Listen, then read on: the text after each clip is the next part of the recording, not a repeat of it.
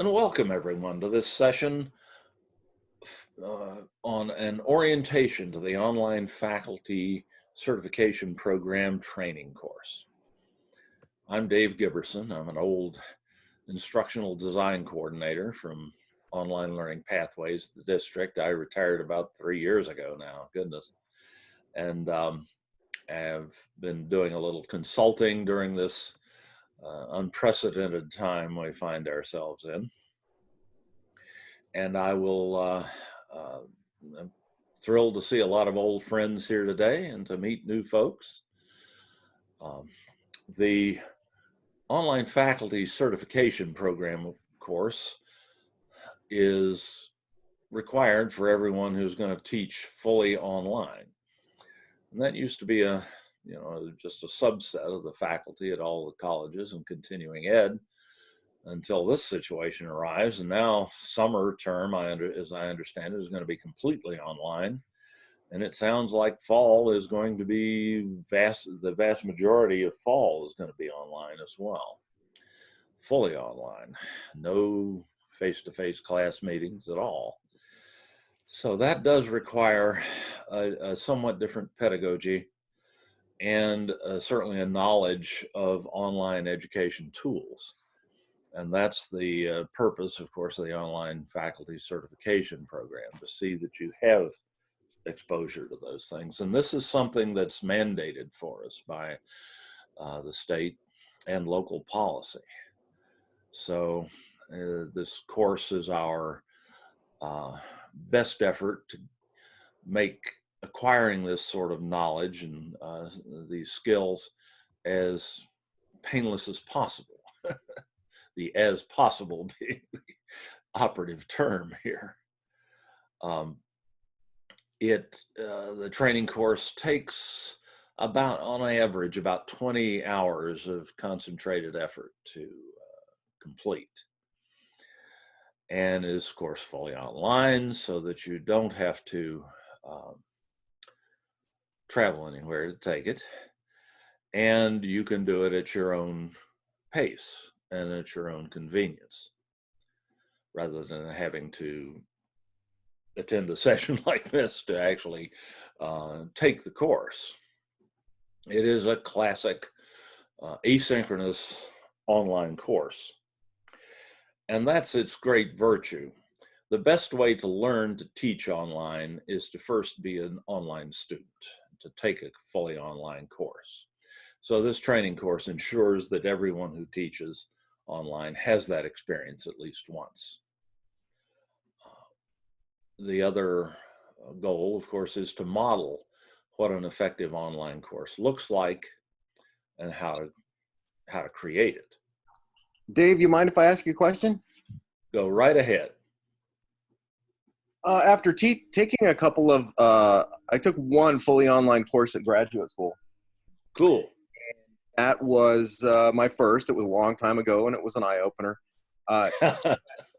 That said, but regarding the 20-hour course, I'm really interested as to who came up with the 20-hour figure, because I will tell you that I'm only on 4.7 right now, but I'm way beyond 20 hours. So what do you think about that? We're just going by past experience. We've been teaching some version of this course for about, 8 or 9 years now. And we're getting close to 1,000 people who have been through the course at this point.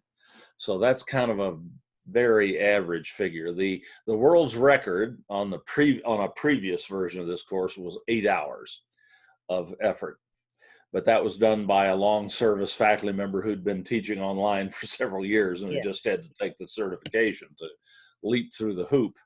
So we've certainly had many people take longer, and the more care you take and the greater attention to it that you apply to it, the longer it's going to take. So I wouldn't consider taking longer than 20 hours to be any sort of negative, other than the amount of time that's required. But this you know, that, like I say, it's just long experience of the course that gives us that rough estimate. But the variation is immense, and the curve is very flat. There's a lot of people who take less than that, and many more who take more time than that. Okay.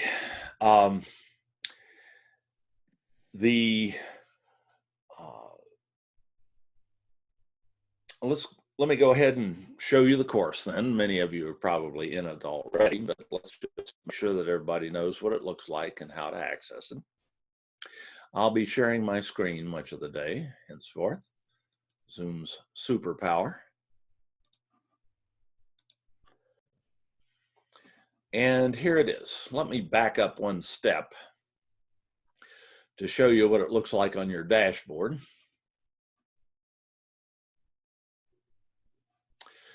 You'll be looking, when you log into Canvas, you'll be looking for this tile.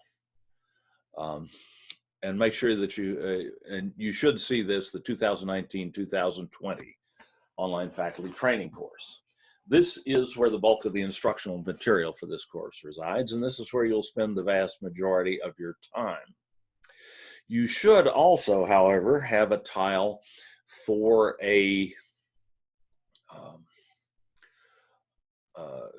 what they're calling a development shell or a practice course. And the reason you need that is that your enrollment in this main training course here is as a student. Your role in that course is as a student. And you will be doing a lot of reading and watching of videos and carrying out of activities like discussions and things like that in that course. But there are certain activities that you're going to be asked to complete that require that you have instructor access to a Canvas shell in order to actually perform them. And you don't have that in this course. So you'll also receive this development shell or practice course that you'll need to utilize. Sometimes you'll be told when you get to an activity in the main training course to perform certain activities in your practice course, and then come back to the training course and tell us you've done that. And when the graders are grading, they'll look at your submission in the training course, and then also go and look at your practice course to evaluate what you've done over there. So that practice shell, or the general nomenclature that they've used on that is D-shell dash and then your first initial and last name. So you should see a tile on your dashboard named like that, and that is your practice course. That one is specifically designed for you to use as a companion shell to this training course. You can request other development shells for your courses that you actually teach, and those are separate from the one that you'll use for this course.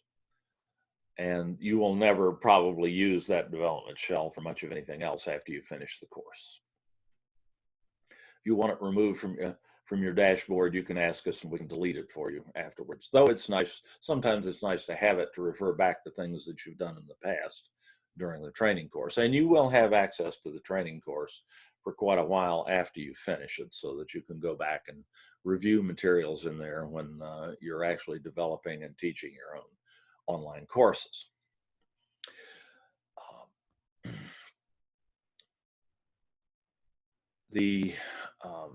Let's go ahead and take a look at this training course shell. Okay, we got a couple of good questions over here in the chat tool before I move on. Wondering if anybody knows if training certifications from other colleges and universities would satisfy the training requirement here. And the answer is, in some cases, yes. That evaluation is done by the Dean of Online and Distributed Learning, Brian Weston, and inquiries along that line can be directed to him. And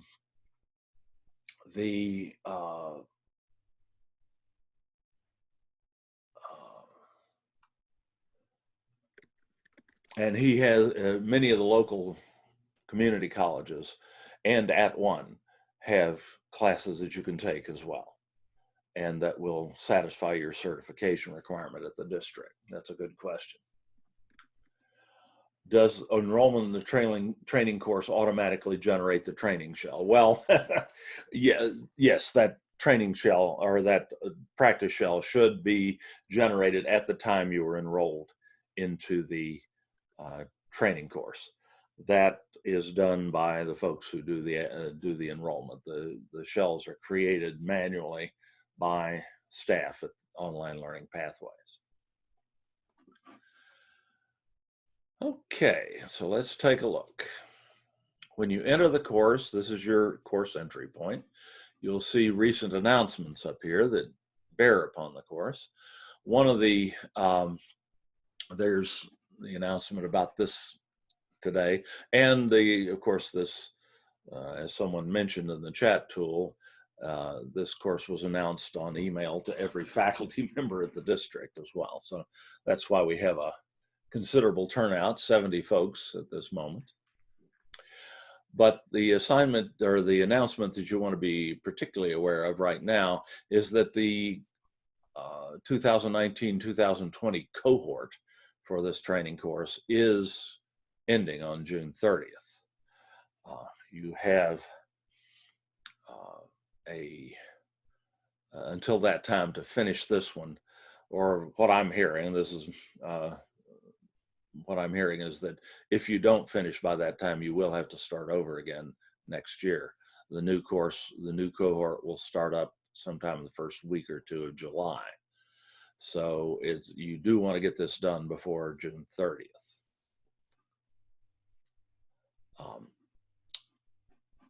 Beyond those announcements, the start to the course is very simple. You've got a welcome letter and a syllabus, and I'll just summarize some of that as I'm going through today. But basically, what you do to get started is go down here and begin by clicking on the link to Module 1. And that will take you to the modules page in this Canvas course. You'll initially just see the first module. And as you complete that, the next one will appear, and so on down.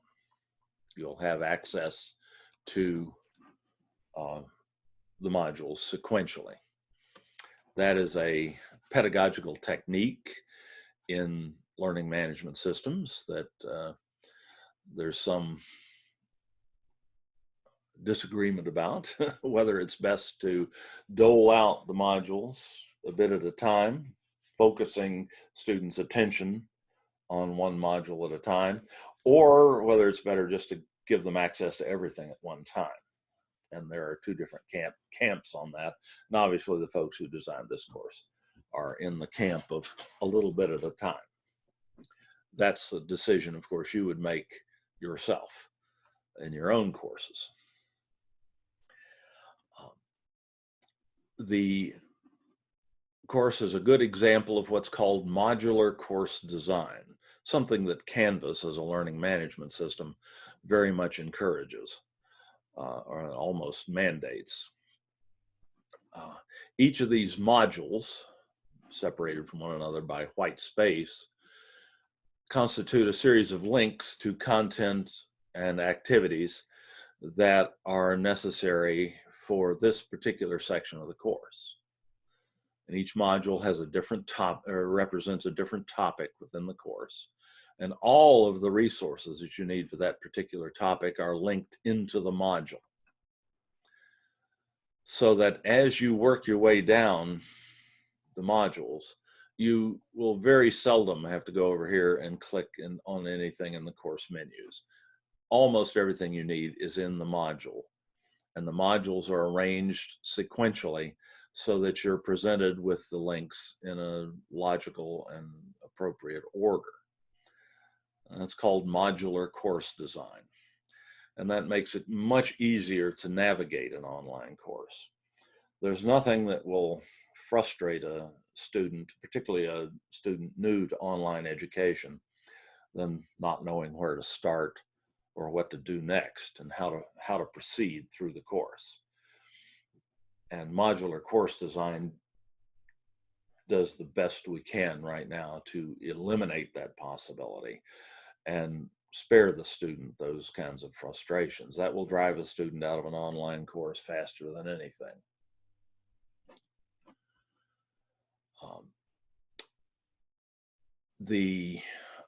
So basically, to take the course, you just start at the top of the first module and work your way to the bottom of the last one, and then you're done. And you know, if you've clicked on each link in turn, you will not have missed anything that you might have needed to do in the course.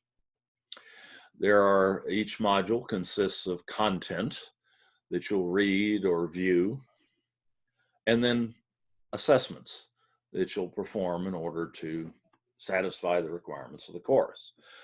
The assessments are graded.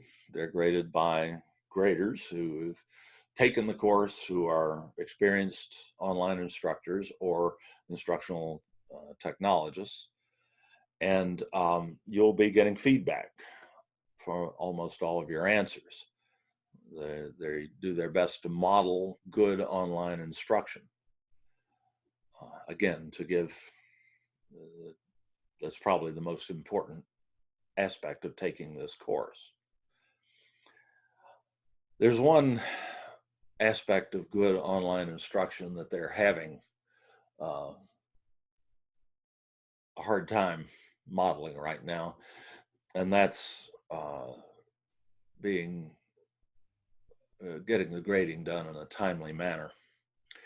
When this course was created, it was envisioned as something, given that we had hundreds and hundreds of people already certified at the district, it was envisioned that this course would be taken by probably somewhere between 20 and 50 faculty a year, and that there would be plenty of time to grade those submissions to the course in a timely manner.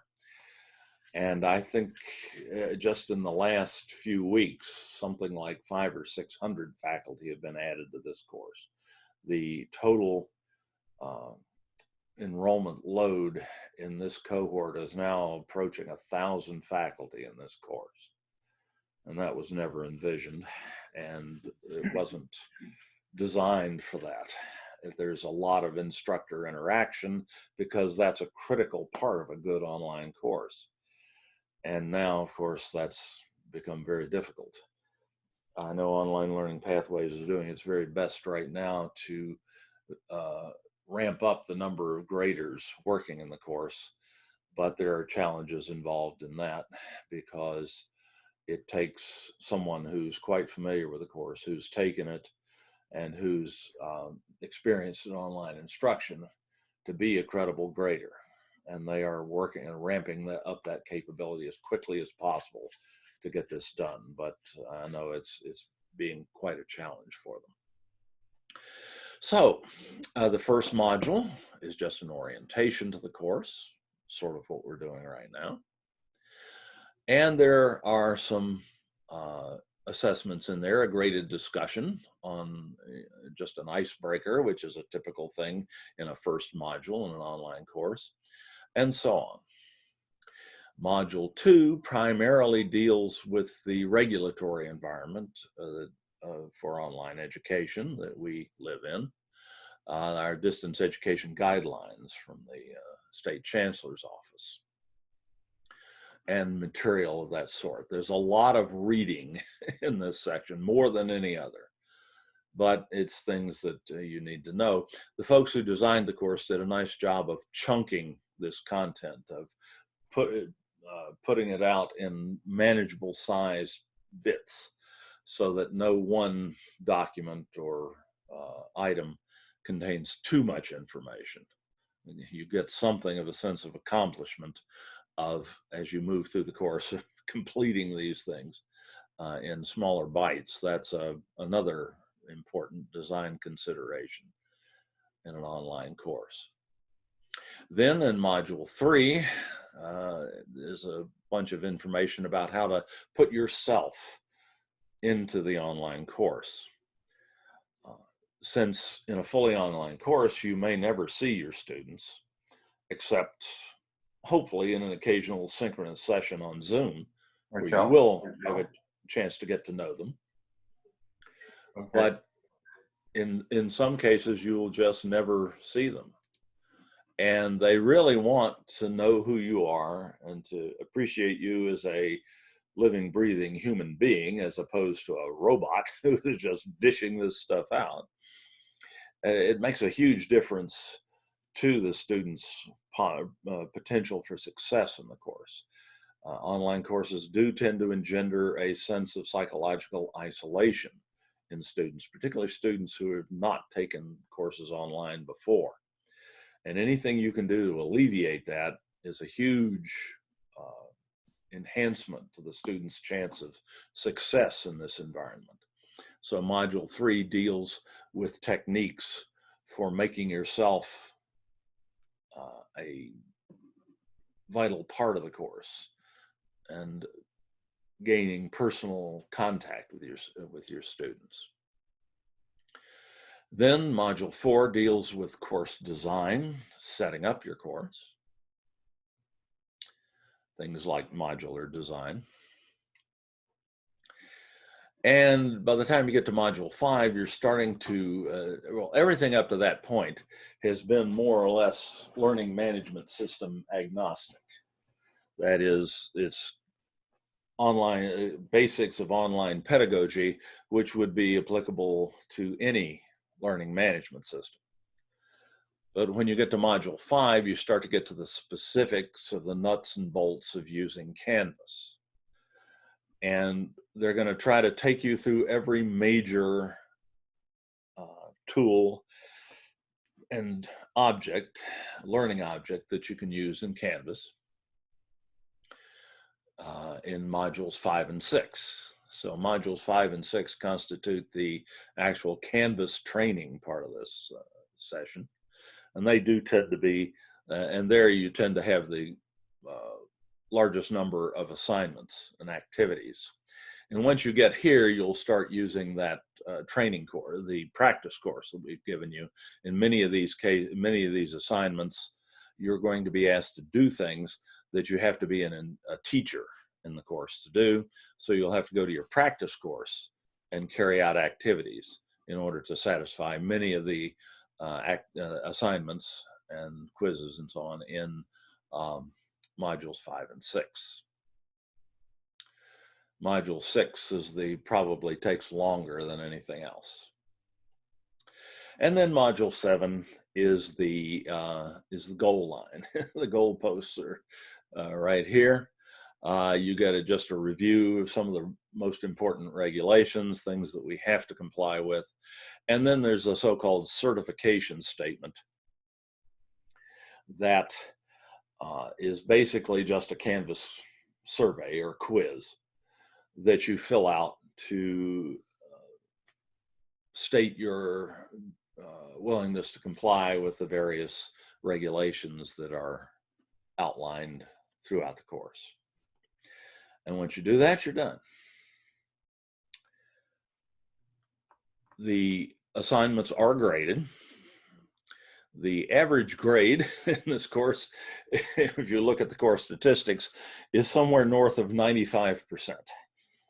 And so grade inflation much, but that's by design. Indeed, in order to successfully complete the course, you have to have a grade of 90% or better. And that's very easy to do.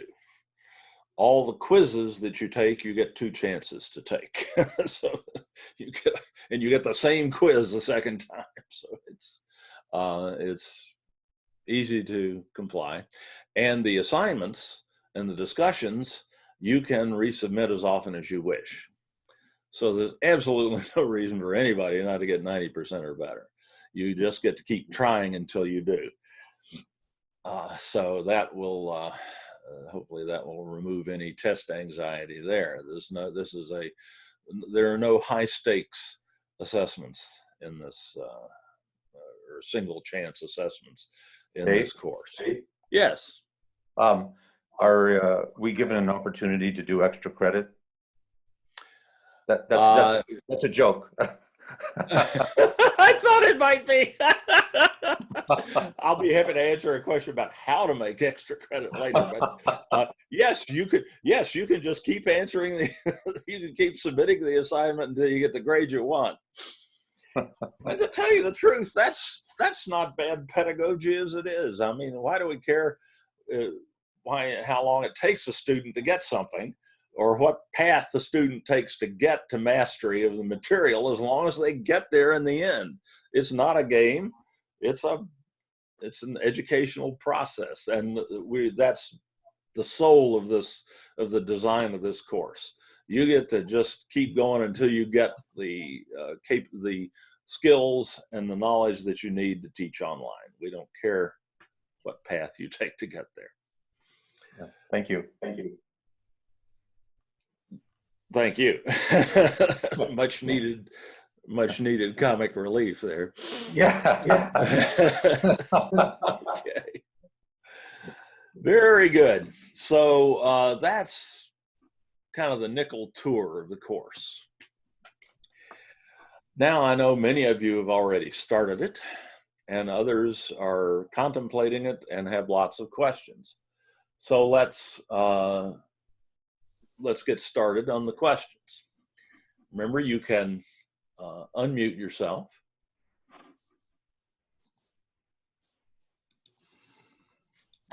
And ask at any time. In the meantime, I'm going to go to the chat tool and see what we have here. Oh, and if you wouldn't mind, speaking of the chat tool, if you wouldn't mind putting your name and your email address in the chat tool. So if we have unfinished business today, I can get back in touch with you. And also that'll give us something of a roster, because we're up to 73 attendees right now. That's pretty cool. How do we do that? You can mouse over where you're seeing me, or actually you'll have a, let's see, to get to the chat tool, it's going to be easier if I stop my share for a second. I can do that. That's a good question. Now, if you mouse over where you're seeing me, there is a menu at the bottom of your computer screen, or if you tap on the screen, if you're on a mobile device like a smartphone or a tablet, you'll see a menu at the bottom of your screen.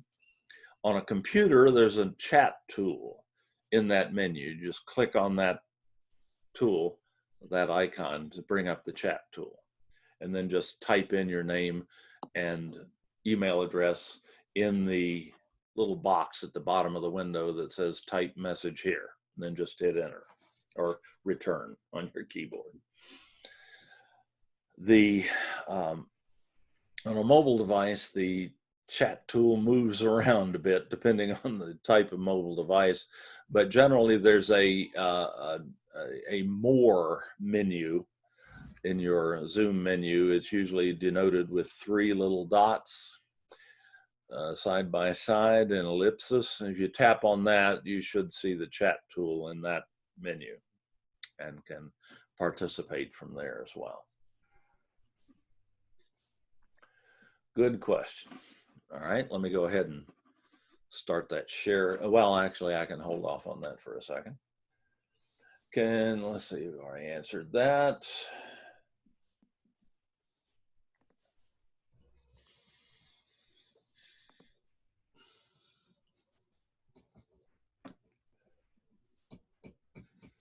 Answered that. Why is my question in the chat tool not accompanied by my name? And I see the person who posted that is designated as Apple. You can change the name that appears in your video window on Zoom. The easiest way to do that is to go into gallery view. Then there's a button for that in the upper right hand corner of your screen on a computer. On a mobile device, you just swipe left until you find yourself with your either your name or your video image or both. And if you either right click on that image or command click on a Mac, you'll get an option to rename yourself, and you can put your name in there. That, by the way, is something that you have to watch when you're hosting Zoom meetings yourself, because people who are inclined to be disruptive can name themselves something nasty to disrupt the meeting. You can turn that capability off in your security settings in Zoom as well. Okay.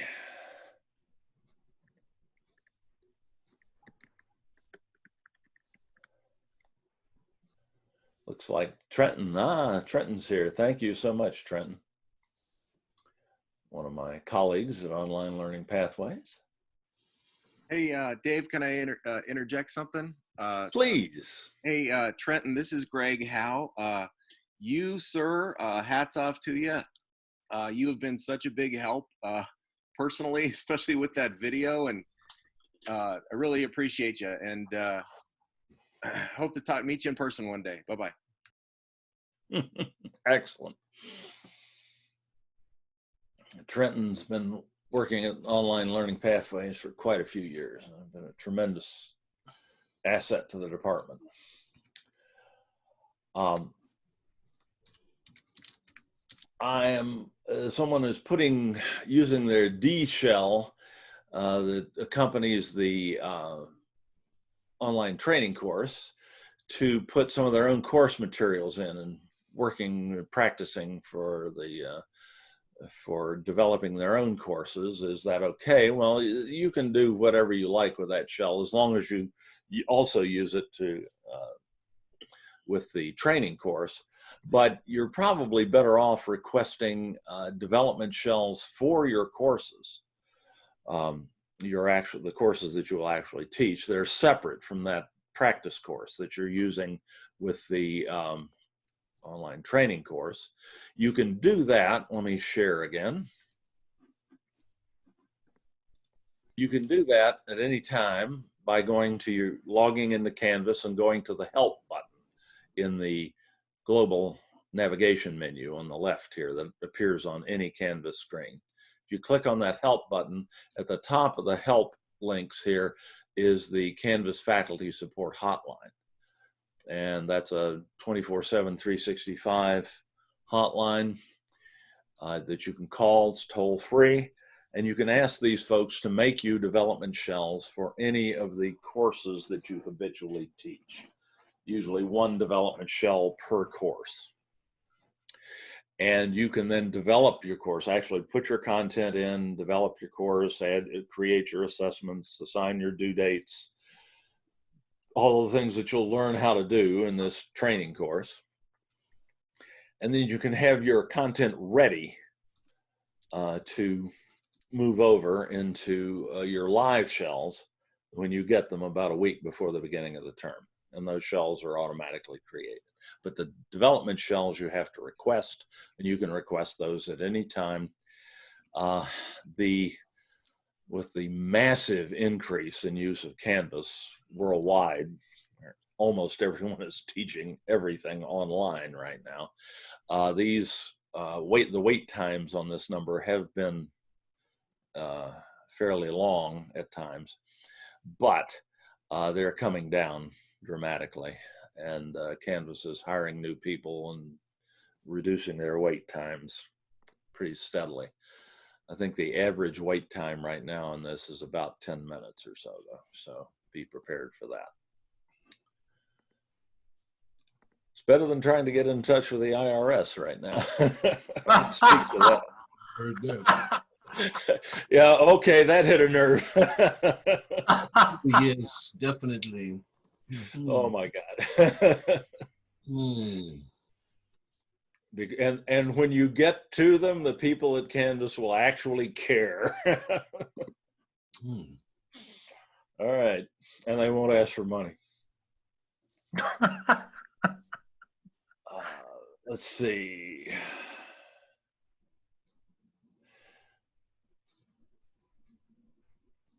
Good. Thank you, Trenton, for taking care of so many of these. Sure thing. I was over in the CDDE committee meeting, but Chris ended up joining, so I'm back. Oh, cool. Thank you. Thank you. All right. Yeah. Are we immediately certified once the online course is finished? You betcha. As soon as you get your, as soon as you finish your certification statement and everything is graded, you'll get an email indicating that you are certified. There's no delay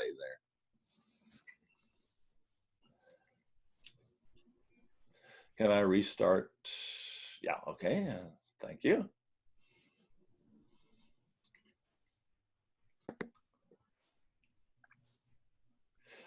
Some of the assignments in the discussion don't indicate the minimum maximum number of words. This is something we could do is instruct, well, certainly you could do that in your own courses, but our answer to that question would simply be there need to be enough words to satisfy the requirements of the assignment. And there's no need for more words than are necessary to do that, because we have to read every one of those. But I would say enough is the answer there.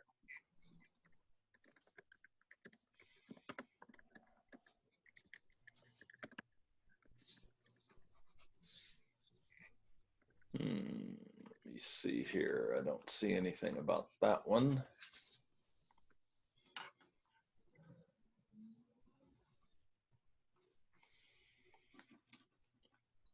Jennifer, I see your question about how did I create the virtual background in Zoom.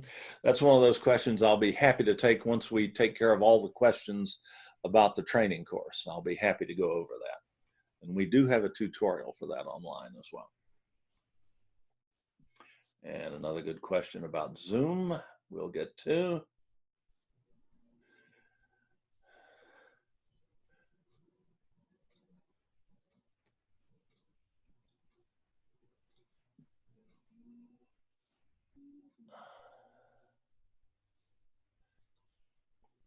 What if you don't have a teaching assignment? Do I contact the help desk to provide a development shell? Yes. You can, even without nobody checks to see if you have a teaching assignment. If you ask for a development shell, if you want to learn about Canvas, we're more than happy to have you do it.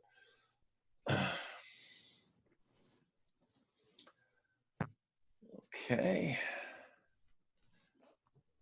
There was one up above here that I wasn't sure whether it had been answered or not. So let me get to that.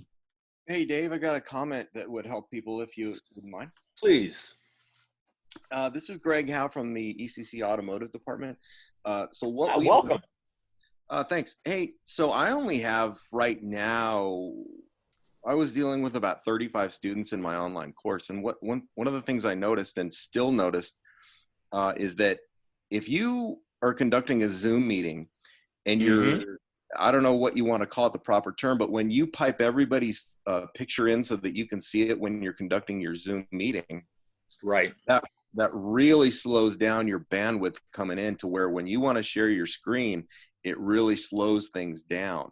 So one of the things we've done is just amongst the automotive teachers is once we take roll, once we see everybody's here, then we just show our own, we limit the amount of faces we're seeing. Does that make sense? Yeah, that can help, particularly if you're seeing poor performance on screen sharing. Though generally screen sharing uses less bandwidth than video transmission. And that's one of the reasons and part of that is due to the fact that a limited number of video thumbnails are shown to you when you're sharing your screen. But yes, that is something you can do to improve screen sharing performance. On the other hand, when you're talking to your students, having that gallery view up provides a significant advantage. And this is something I'll talk about even right now before we finish all the other questions. There's a significant benefit to having those thumbnail images on the screen. because you can sweep your class at a glance, just as you can in a physical classroom. And you can see, you can get back that 70% of communication that is nonverbal that you otherwise miss in a video chat like this, or especially in an asynchronous, totally asynchronous environment like Canvas. And that's really a significant benefit, I find, in when you're lecturing in Zoom or when you're presenting in Zoom. It really lets you know, whether you're connecting, whether people are bored, whether somebody in the back has fallen out of the chair and by you put them to sleep, they've fallen out of the chair and experienced a head injury that you may need to alert 911 to. It can give you valuable feedback to see that, but it does use a bit of bandwidth, so you have to have a pretty decent connection to do that. Please let me know if you have any trouble seeing or hearing what I'm talking about. I should have mentioned that earlier. And I'll adjust at need, though my connection here is fairly robust, but you never know. And that is a factor. You may not be able to support gallery view in Zoom on some connections. That's very true. Okay, we've got a good question here about a specific activity in the training course. How do I know if module task 1.7 is posted? Haven't seen it posted or graded. I have one response, but I can't read it. It's the only part of the first module that isn't done, and I can't proceed until it's done. Let's go take a look at that. Activity 1.7 here, the icebreaker. If you click on that and go in, this is a discussion forum or a discussion topic, like a bulletin board, where you can post information and everyone can see it and everyone can reply to it.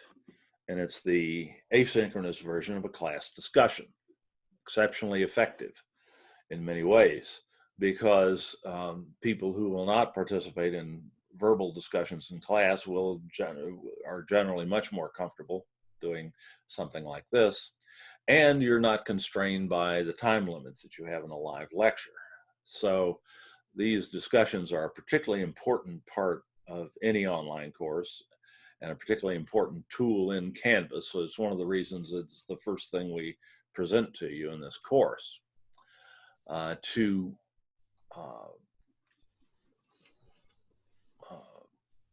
post your your icebreaker information here, which is requested here in these instructions, you go down and this little reply button here kind of gets lost in the extensive instructions here. And it's right between the instructions and the beginning of the massive number of responses. Remember, there are close to 1,000 people in this course right now, and that is not ideal. We know that, but it's not a situation we can really avoid at this point. But once you reply, once you click on that reply button, you get your text entry box, so the Canvas rich content editor that you'll see over and over again in this course and in Canvas in general, where you can post your icebreaker comments. And then, of course, you hit the post reply button when you're done, or it all goes away. And if you've typed a lot here, this button may get pushed down a ways, so you want to make very sure that you can see that. Then you've just got this massive number of posts to sort through.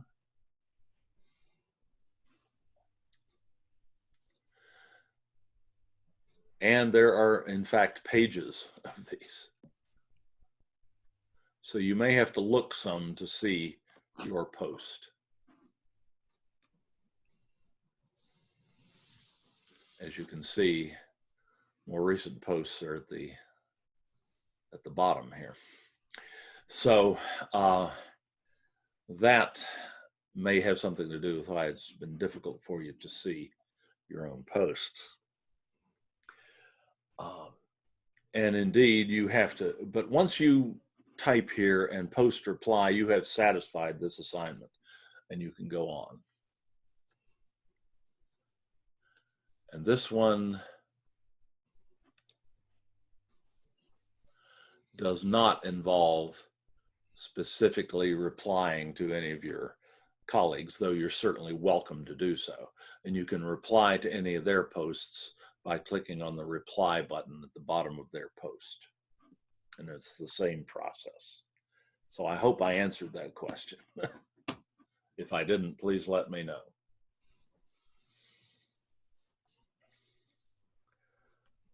Okay.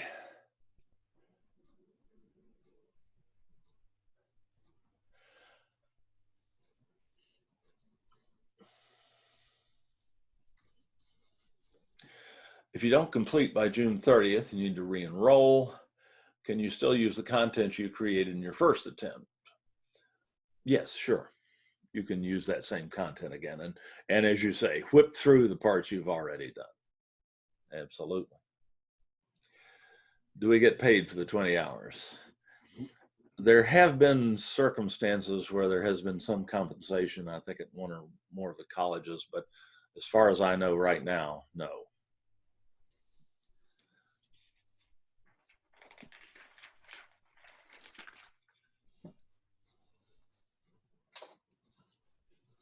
The best way to request a development shell is that phone number in the Canvas help.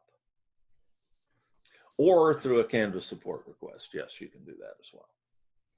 But if it were me, I'd want to actually know that somebody had done it. It takes a little while to get to the person on the phone, but once you do, that person should fulfill that request right then. So I'd be more comfortable waiting on the phone.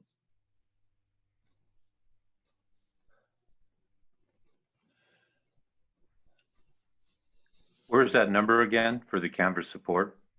Good question. That is under the help button in Canvas.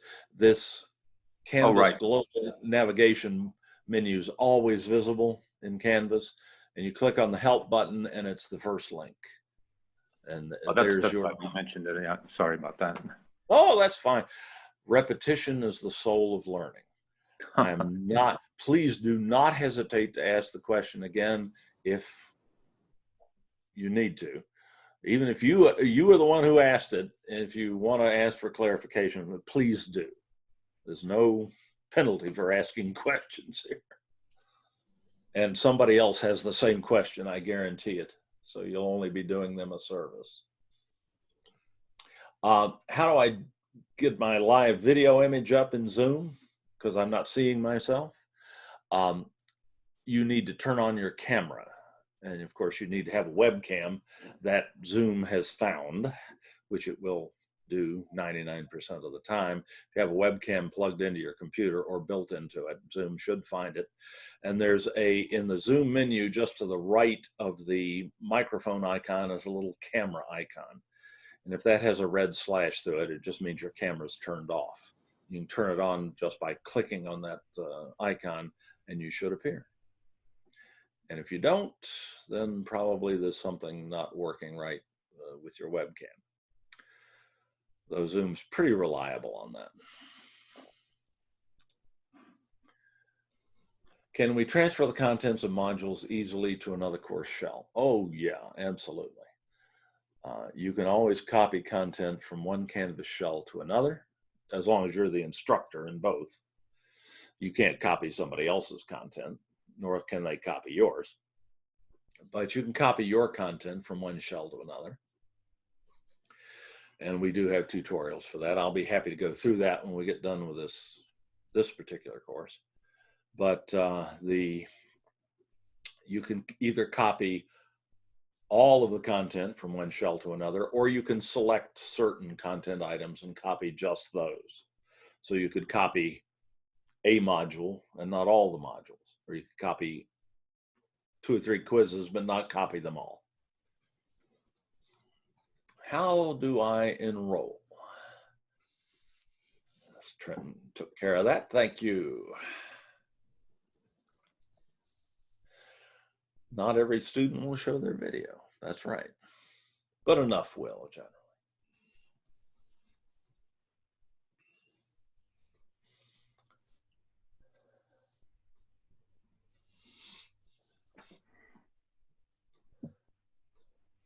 Yeah, the T in your grade book, in your a T grade or a T indication in your grades just indicates that you have submitted an assignment by typing in a text box rather than uploading a file. And some assignments are done that way in this course. And that just means it hasn't been graded yet. But that's normal. Are you going to be directed automatically to the next module? Well, all you have to do is go into the modules tool and go down and go to the next module, and you'll see the next module pop up when you finish the previous one. So you'll never have to wonder how to find the next module.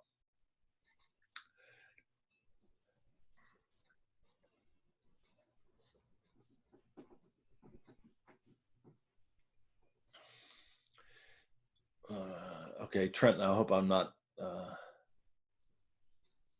there we go. Oh God, I got to the bottom of the chat tool.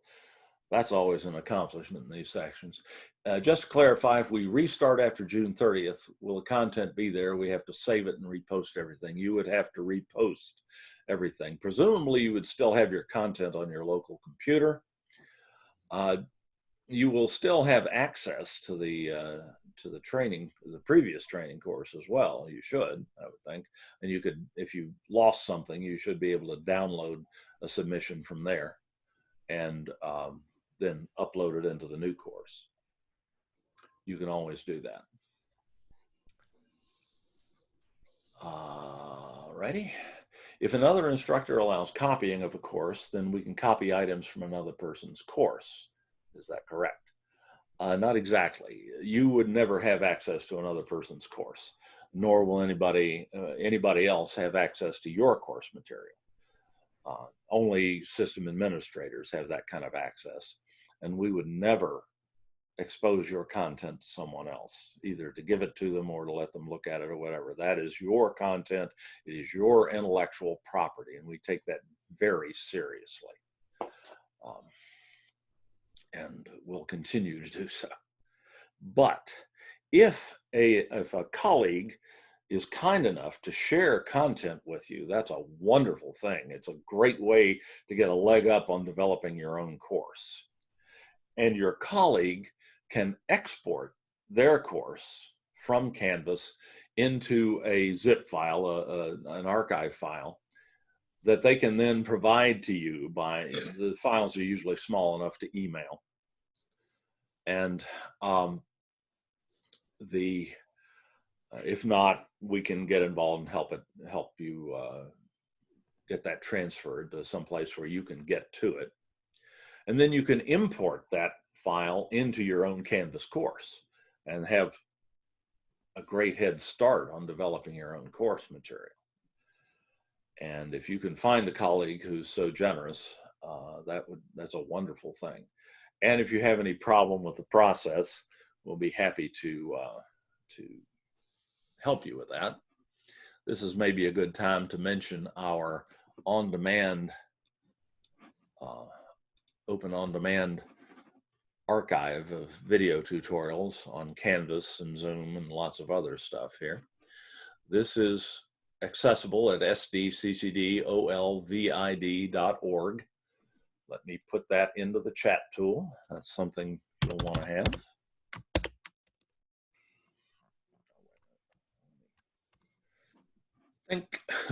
Sorry, I can copy and paste that and not make a mistake typing.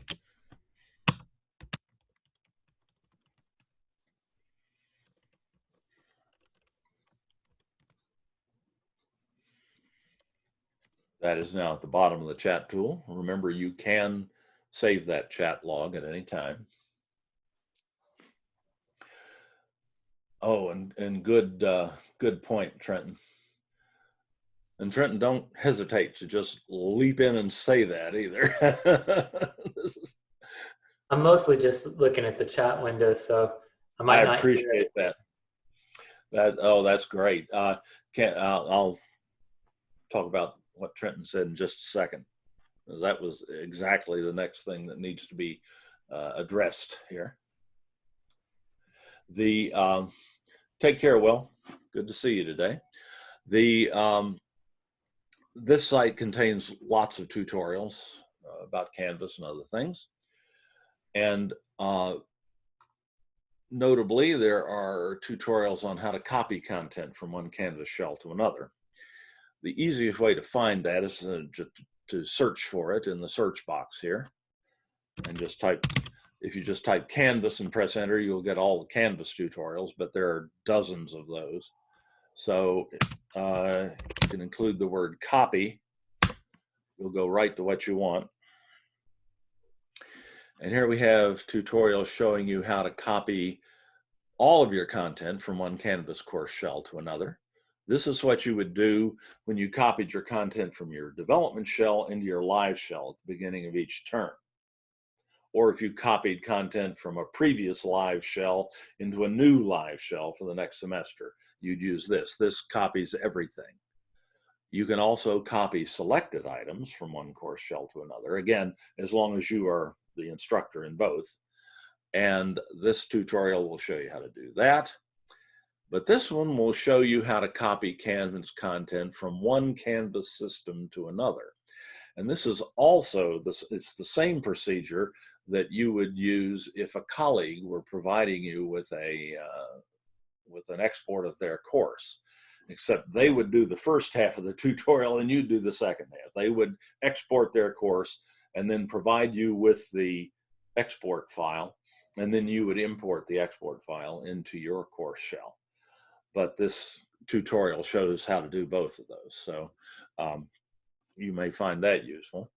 This, by the way, this site is also where you will find this recording shortly.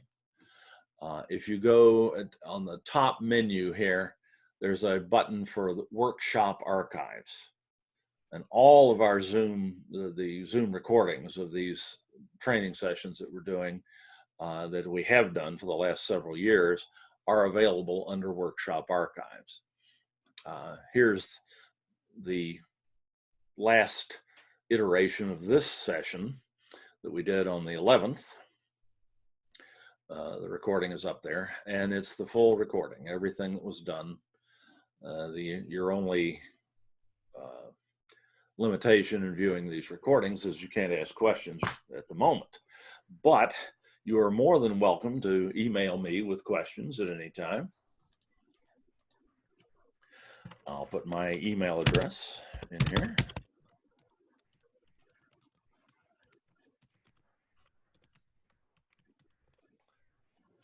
My email address is now at the bottom of the chat tool.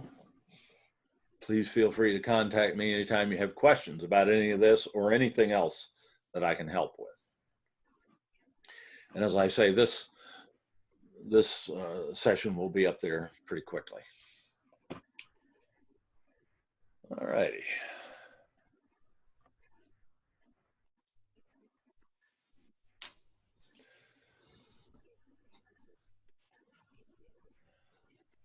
What is a shell? Well, that's a really good question. I should have been more clear about that.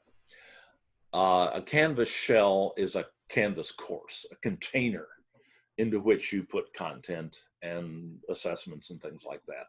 The course that you access, the training course, is a Canvas shell.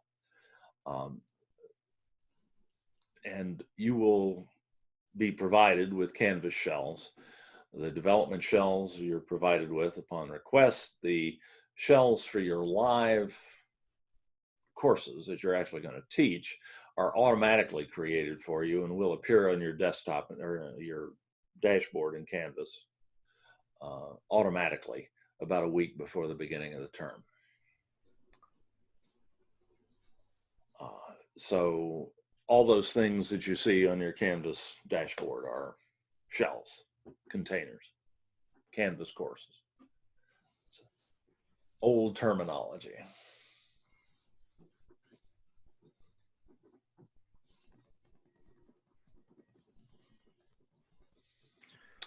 Really good question here. Thanks, John. If a student only has a phone with limited data and no computer, will that student be able to function in an online class? Well, the one worry there that I see in that statement is limited data. Yeah, limited data could be a problem, but hopefully the student will have access to a Wi-Fi cloud somewhere, either by, well, of course, that's become much more problematic since we don't dare go into McDonald's and things like that anymore. But there are places, many public libraries and so on are providing access to their Wi-Fi clouds in the immediate periphery around the building. So you can do what we used to call war driving. We're just driving around looking for a Wi-Fi signal that was password protected, and you could sit there and use that. And there are places where you can do that. Much of Balboa Park, for instance, is covered by free Wi-Fi. The bandwidth is not always great, but is often enough it's adequate to perform a lot of things anyway. And in answer to the question, can the student take your course using just a phone? And the answer is pretty much yes. The Canvas mobile app for students is exceptionally powerful. It's so much better than what we used to have with Blackboard, that there's really not much that a student can't do in your course on a smartphone. And that includes submitting homework assignments, taking quizzes, participating in discussions, and of course, reading your content and viewing your content as well. It's really quite remarkable. Also, the web browsers on smartphones have come a long way in the last few years. So the student can also access your content through the web browser on the phone. And that works quite well with Canvas, because Canvas has an excellent adaptive design, which means that it detects the nature of the device that is being used to attach to it, and modifies the way it sends the screens and so on to that device so that it's easier to view on a mobile device. So it's really a realistic possibility. It's not an ideal circumstance, but I will tell you from informal surveys taken by a number of faculty members I've heard from, is that a lot of your students are taking your online courses on their smartphones.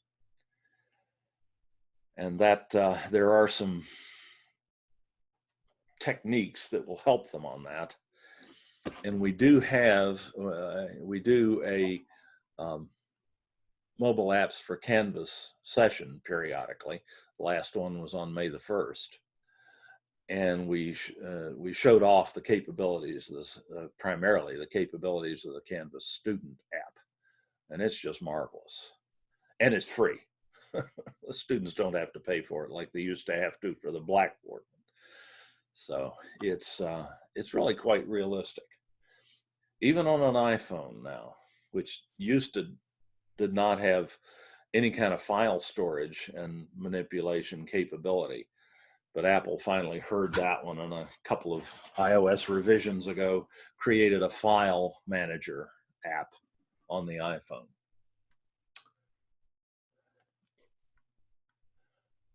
All right, let me see what else has come in since I've been blathering about that. Good, good.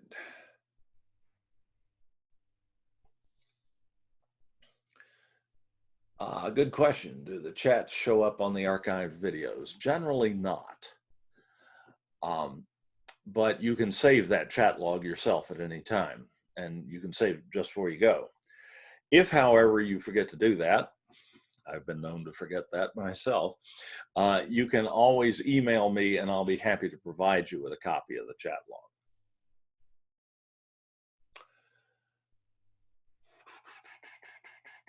can you show me again how you got to that page you're on? I think that, looking at the timestamp on that question, I think that's this page.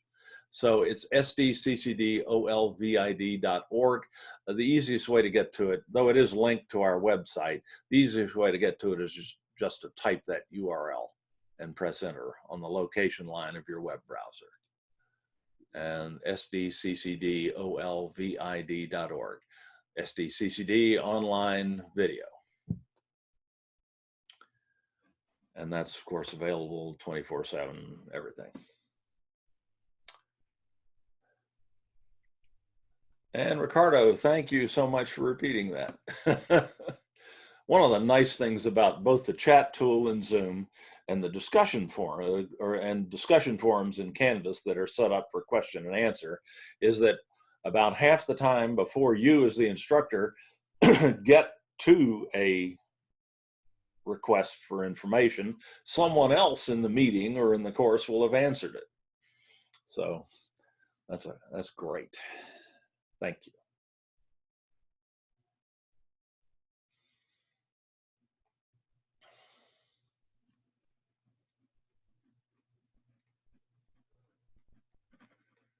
Oh, yes. And just to amplify Trenton's answer about doing this on a mobile device, using sites or tools like Google Sites, or rather Google Docs, Google Sheets, Google Slides, and so on, vastly increases a student's capability on a smartphone or a tablet. And these things are all free. Something else that's free for the students is the Microsoft Office suite. Those apps are free. At least they were when I got them. I assume they still are. And can be used. Let me get this notification out of my way here and find it. Don't need notifications right now, you silly phone. I need to find Word.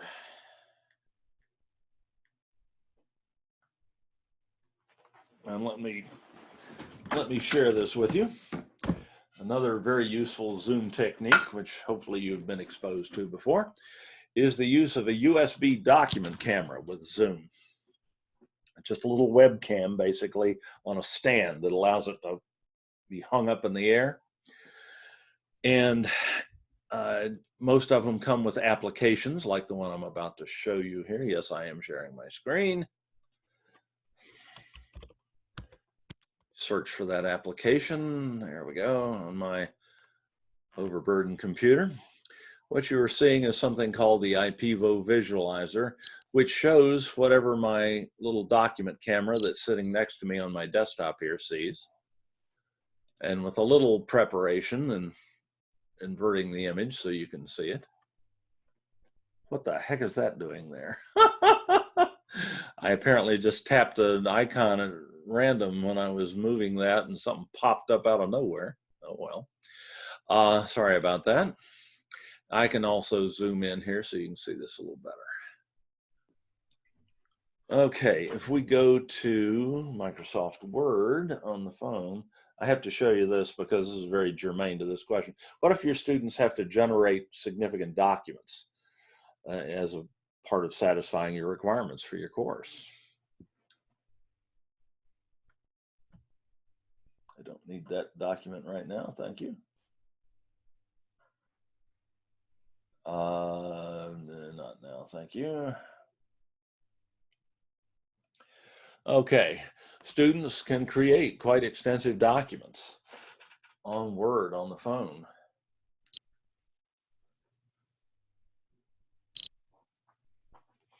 Let's start up a blank document. And the key thing I want to show you is this little icon down here in the lower right-hand corner. If I tap that,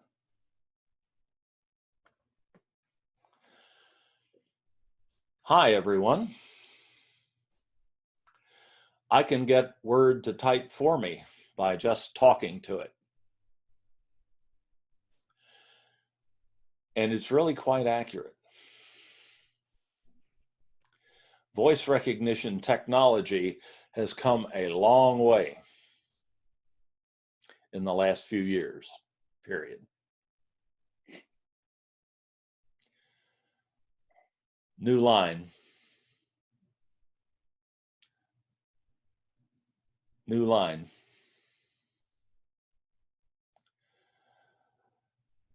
It's almost like you're Captain Kirk and you're talking to the Enterprise.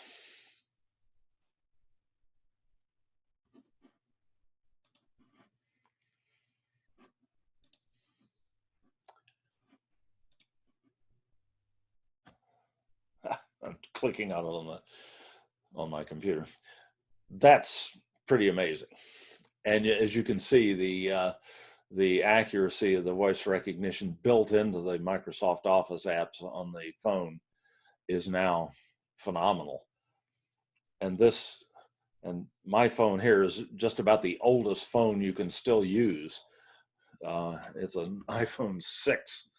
It's about 5 years old now, and it works fine on this one. It'll work really well on a newer iPhone or Android.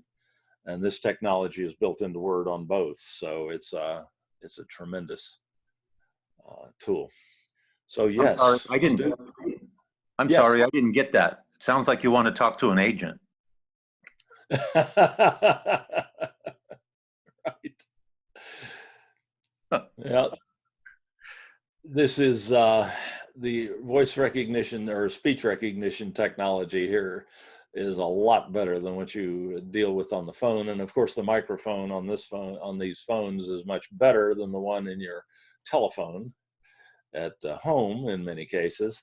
And the software being used is much more up to date and so on.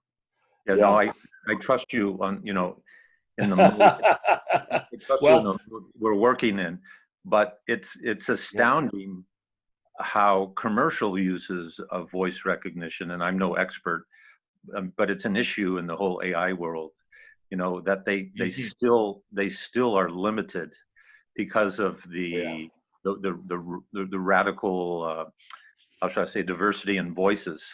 So I mean, booking a trip. Sorry, I couldn't resist an editorial comment on, but You're I guess absolutely right.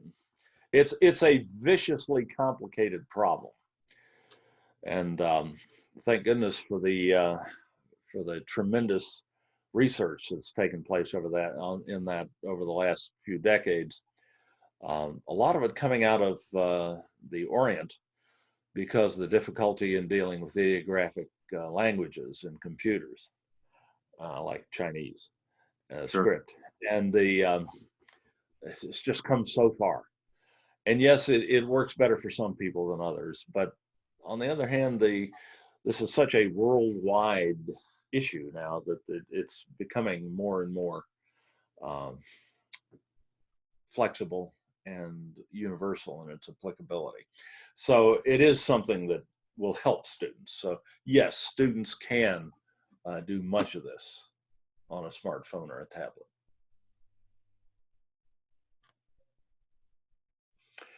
I am currently using Zoom to present the lecture and lab simulation tools for my class. Can I use Zoom for instruction and Canvas for storing my class material? Oh, that's a wonderful question. Thank you, Daryl. And the answer is absolutely yes. And it's a great idea. Zoom and Canvas both have different strengths and different capabilities, obviously.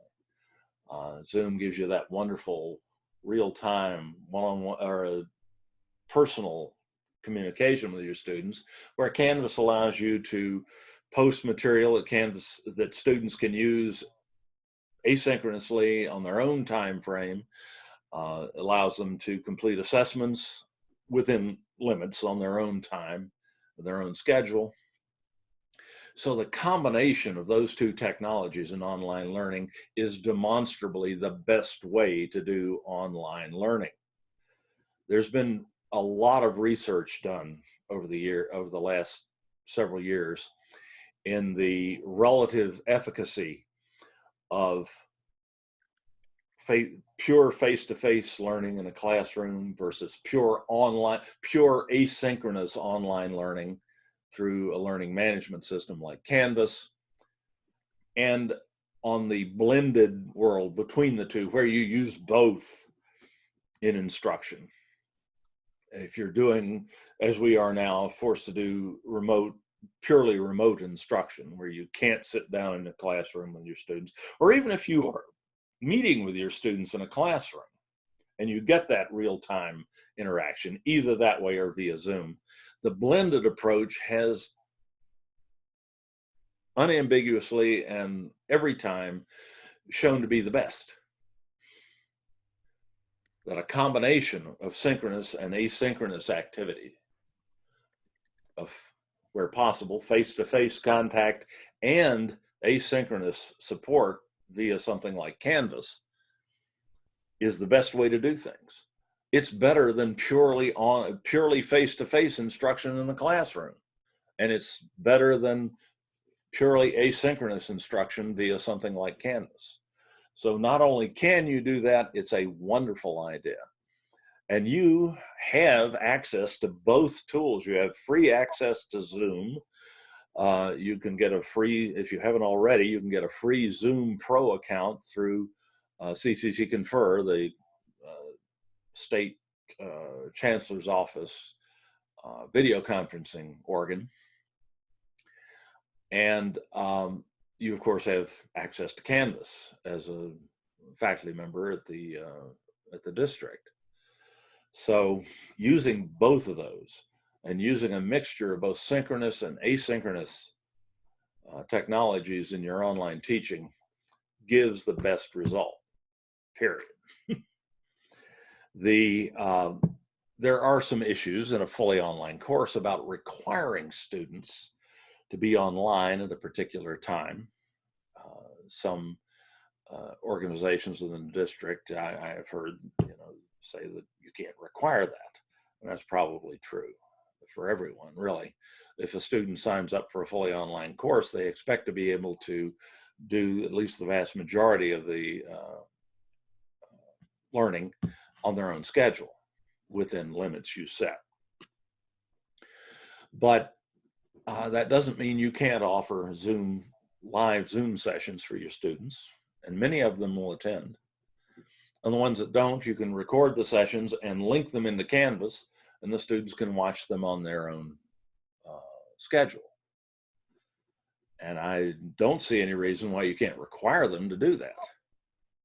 So combining the two technologies is a wonderful idea.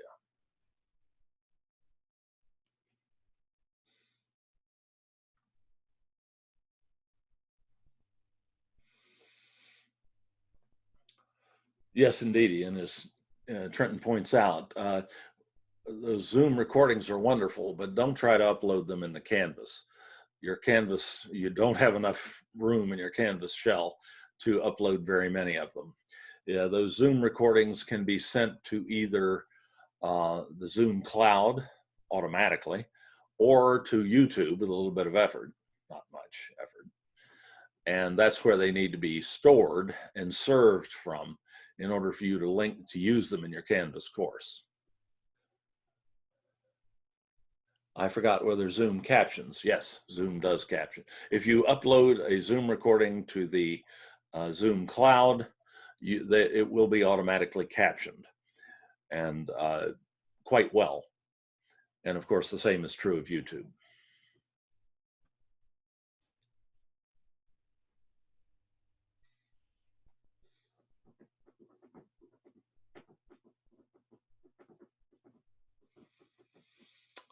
Oh, good question about Google Documents. If the student has submitted a document from Google Docs, Canvas won't let me open it. That probably is an error on the student's part of not making the document shareable.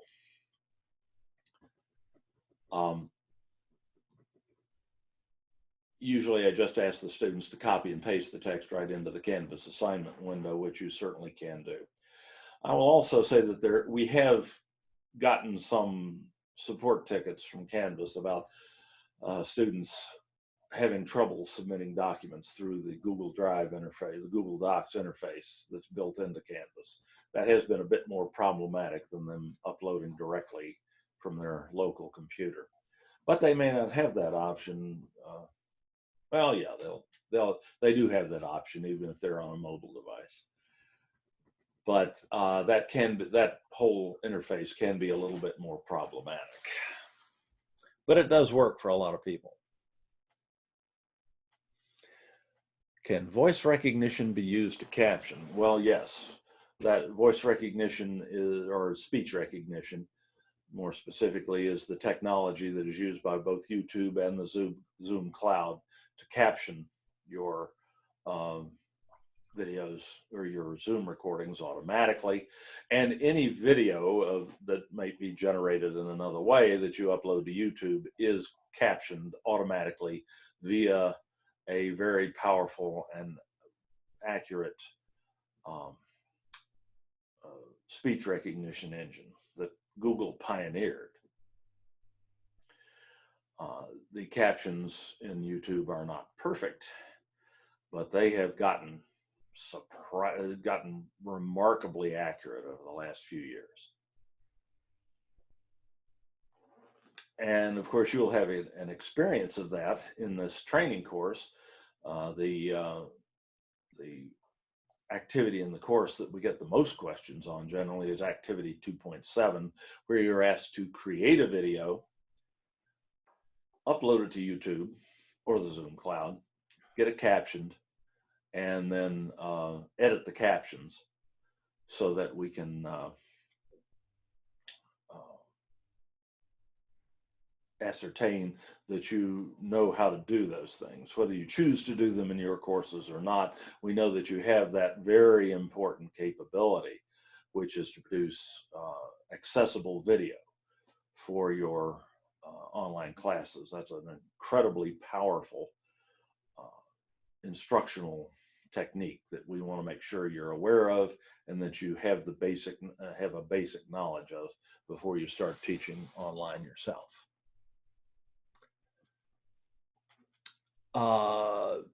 Question about Pronto from Richard.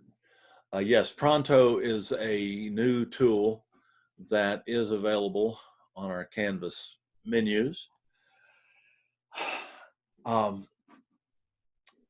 big question is it going to stay, or is this just a trial? Well, right now it's a free period. We have free access to Pronto for a limited time. Whether it's going to stay is a matter of budget and administrative decisions, which are way above either Trenton or my pay grades. So we don't know whether it's going to stay or not. I wouldn't get too attached to it at this point in time because it is a fairly expensive service. And we know budgets are going to be exceptionally tight next year. So I don't have a good answer for you on that. I'm sorry.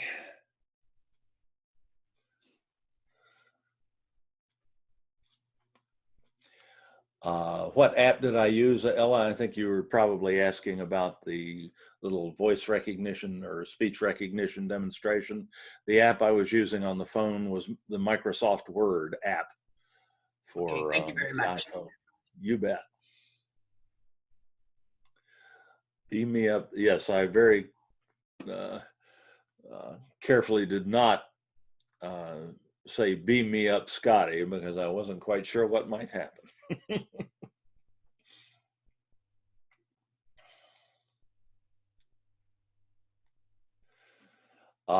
Yes, this class does come with 20 hours of flex credit if you complete it during a time when you can actually submit your flex credit. And of course, that time is rapidly coming to an end right now for the colleges anyway. I don't know what the exact dates are. I'm not plugged into that, but you do want to make sure that you can get your flex credit for this course. It is quite a chunk. And you will be able to start the course. If you start the next cohort of the course after July 1, you will be able to submit that flex credit when that period begins again.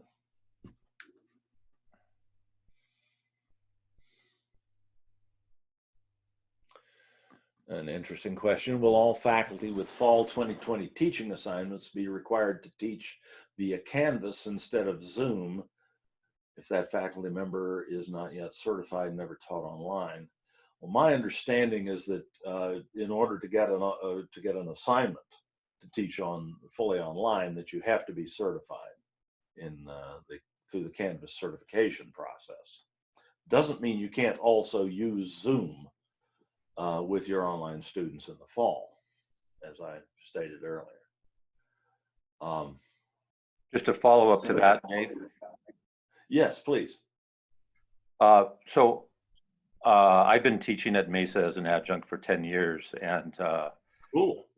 well, no, but I don't do online, or have not historically done online. Believe me, I understand. And so I already have my assignment. I was assigned my fall classes before the outbreak. Yes. So, I mean, it's a little bit of a catch-22, I think. Yeah. You're in a swale in the process there, yeah. You'd think they would have a little more of a grace period, given that there are, tremendous numbers of not only adjunct but contract or tenured faculty that don't believe in online teaching, or teach the type of course that's not amenable to it, that are just caught off guard. Well, and so you would think that absolutely that I think we all want to cooperate, and we understand how urgent it is, but it seems that we should be allowed to use Zoom with the understanding that we're going to be certified as soon as possible. I would think you could use Zoom at any time, and that's a matter of academic freedom. Whether you also have to use, but there are certain things you can't really do via Zoom. You can't assess students via Zoom. That's right. You can't manage the course. That's the problem. Yeah, that's the problem. Yeah, but it's my concern is, so a lot of people are in the same boat. Yes. They have no experience teaching online, and yes, thanks to you, we're getting guidance. But if we don't get certified, then we lose those classes, even though they were doled out on the basis of not being certified. Yeah, of course, that's an issue. That's an issue you would have to take up with your dean. That we're not the driver on that online learning pathways. We're just here to help. Oh yeah, no, but, I'm not. I empathize. I very much empathize with what you're saying. And this was sprung on all of us by the arrival of this virus. We never had any concept that we would be in online learning pathways before the beginning of February. Things started to look a little dicey, that we would ever be in a situation where everybody would have to teach online. And we certainly would never have advocated for that sort of thing, particularly over a period of about just a few weeks of implementation. But we've been presented with this situation that we just have to deal with in the best way we can. So I very much empathize with what you're saying. Well, yeah, I'm not being contentious or whining, but I understand. But I just understand that it's there's an urgency that may be unrealistic. I mean, even given your staff that is overburdened with the grading of the people that are in training, it's which would be an argument for Zoom, because I know it's a little bit more user friendly for rookies like myself. Well, it's the paradigm is certainly easier if you're, and when we went to temporary remote instruction over a period of about 2 or 3 weeks, a lot of people just had to do it that way, because the paradigm is much more familiar. You just switch from lecturing in a classroom to lecturing on Zoom, and that's not that much of a switch given the power of Zoom. There's not much you can do in a classroom that you can't do on Zoom. But then you have the issue of assessment and of providing students with access to material at a time other than the scheduled class time and so on, which is really necessary in a fully online course. Sure. So you really have to be able to use Canvas as well. Mhm. The issues with certification and so on, again, that's something you'd have to take up with your department head and your dean, because we're not driving that. We're just providing the training in as expeditious a manner as we possibly can. But I very much empathize with what you're saying. It's difficult for everyone right now. Yeah. No, thank you. You're going beyond the call of duty. Well, no, our duty is to support you in any way we possibly can, and we will darn well do that. So we're always happy to hear from you and always happy to listen.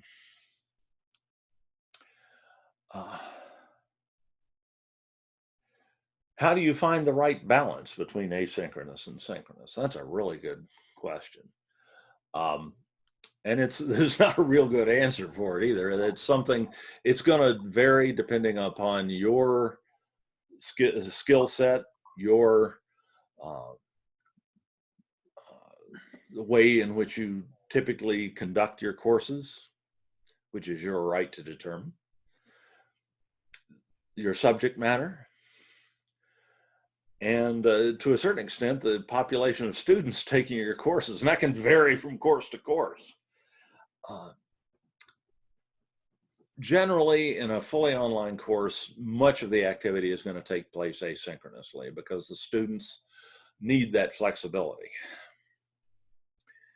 But the more synchronous activity, the more synchronous opportunities you can provide to them, the greater their chances of success in the asynchronous environment. And even if they don't get online with you in a Zoom meeting in real time, they'll really benefit from having access to that content. And that's something that I've always felt very strongly about. And I've been supporting online education for over 20 years now. But originally, when online courses took off back in the 90s, they were almost exclusively asynchronous, mainly because the technologies just didn't exist to effectively deliver synchronous interaction at a distance, unless you happen to have access to a video conferencing room with hundreds of thousands of dollars worth of equipment in it and very expensive communication lines and things like that. The capability we have now with Zoom just didn't exist. So by default, it became necessary to pretty much conduct online classes asynchronously. But that's just no longer the case. With Zoom and tools like it, you can effectively interact with your students in real time, no matter where they are. And the disinclination to use synchronous interaction in online courses is no longer a matter of necessity. So I hope you will do both. Can I ask a question about the dates? Please. I'm already enrolled in this class, so I was wondering, is the due date, the final due date, June 30th? Because I see Yes. some comments about May 25. No, you have until June 30th to complete all the assignments in the course. Okay, thank you. Good question. As I requested a Zoom account 3 weeks ago and have not received a reply, should I be worried? Yeah. There has been some considerable delay in supplying those Confer Zoom accounts because of the tremendous demand, but I would have expected that you would have heard within 3 weeks.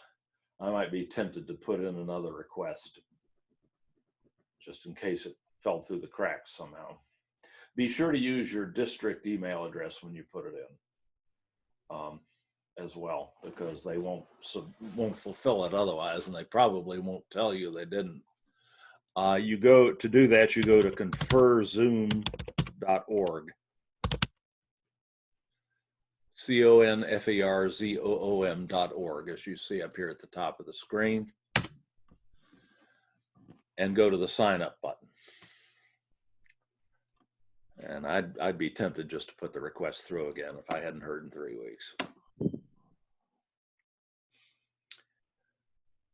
How would I know which students have seen my lecture video on Canvas? Well, there's not really, actually you can.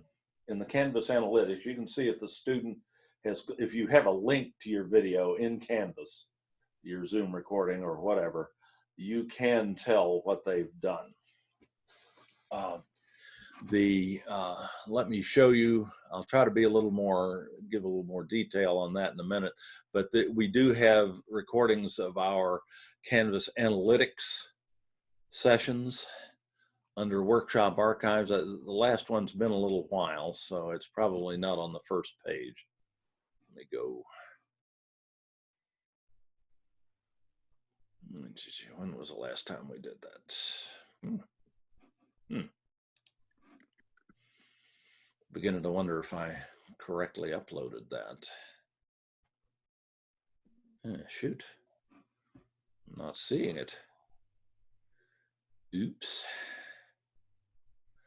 That's something I need to fix. No, there it is. Introduction to Canvas Analytics from April 23rd. This will show you how to tell what your students are doing and what they're looking at in your course. It is a bit of a process, though, to get that information, because you have to look at each student's detailed activity log in turn, but at least you do have access to that.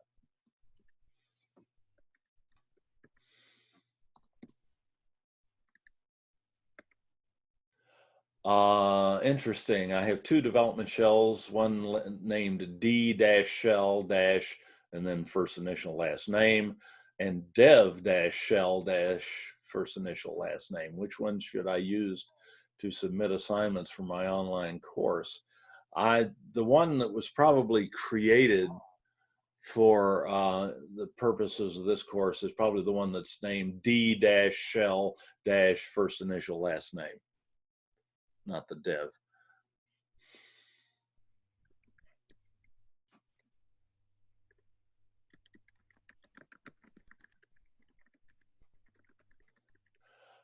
For assignment 2.7, can I use Screencast-O-Matic closed captioning rather than YouTube? The trick there is that we need to be able to see that you have edited the captions, and we can't see that with the Screencast-O-Matic captions. So we would prefer, if you're using Screencast-O-Matic, that you upload Screencast-O-Matic to the Screencast-O-Matic recording to YouTube as well, and have YouTube caption it there.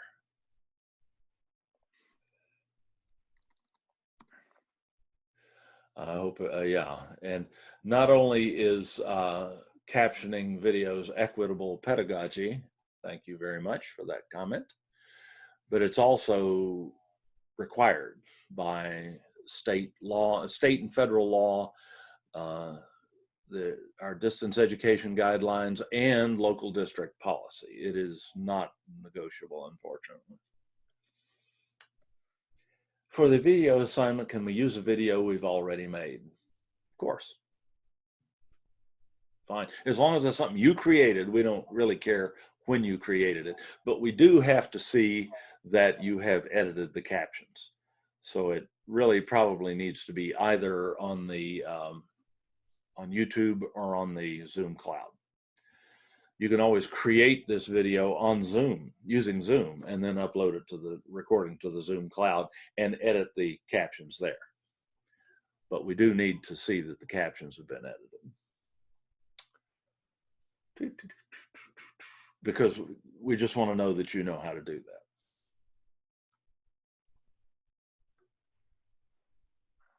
I missed your comment about what we may lose. I'm sorry, I'm not sure what I might have said about that. I apologize.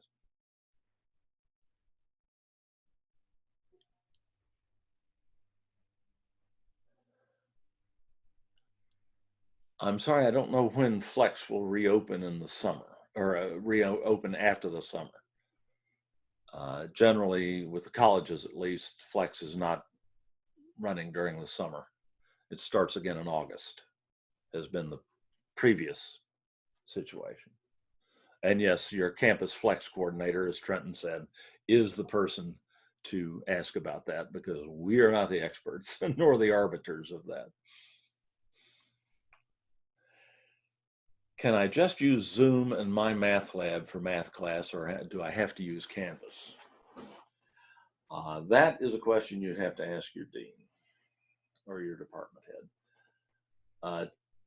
Typically, students are going to expect to be able to access their online materials on Canvas. And there are things you can do with Canvas that you can't do with my math lab. For instance, we have to be able to demonstrate, and for accreditation purposes, that your course, your online course, contains regular and effective instructor-initiated contact with your students, and also student-to-student interaction. We can't really demonstrate that if all the interaction takes place in my math lab or any publisher's resource. That sort of thing, in order to be accessible to accreditors, has to be done in Canvas, because we have control over access to Canvas where we have no control over access to my math lab. So in general terms, there's probably going to have to be some activity in Canvas. But again, that's an issue that you need to take up with your dean and with the dean of online and distributed learning.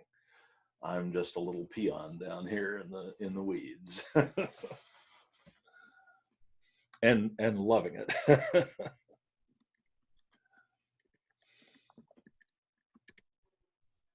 And indeed, you can integrate my math lab and Canvas so that much of that material appears in Canvas as well.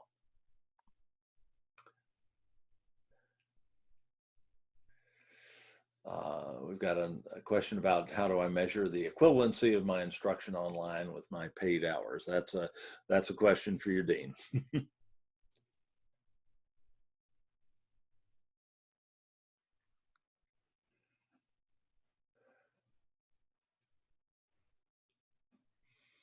And indeed, as wonderful as Zoom is, a good comment here, Bernie, thank you. As wonderful as Zoom is, it will never replace being in the same room with our students. But it is the best alternative we have to that right now. And it's still a wonderfully rich experience. I really enjoy these sessions with you all that we do, that I'm doing several times a week. Shoot, it's just about my only social interaction right now. And it's, given the restrictions on our capability to interact face-to-face these days, it's a wonderful thing to have, but it'll never be the same. You're right. We probably don't want it to be. There was a very prescient short novel written in 1909 by an author, famous author, who had no training in technology, but who had seen the ravages that the Industrial Revolution was wreaking on Great Britain at the time. A person by the name of E.M. Forster wrote a short novel called The Machine Stops. And it very presciently presented a world where almost all face-to-face interaction had ceased, and all interactions were done through something that sounds an awful lot like Zoom. And the outcome of that in the novel is not optimal by any means.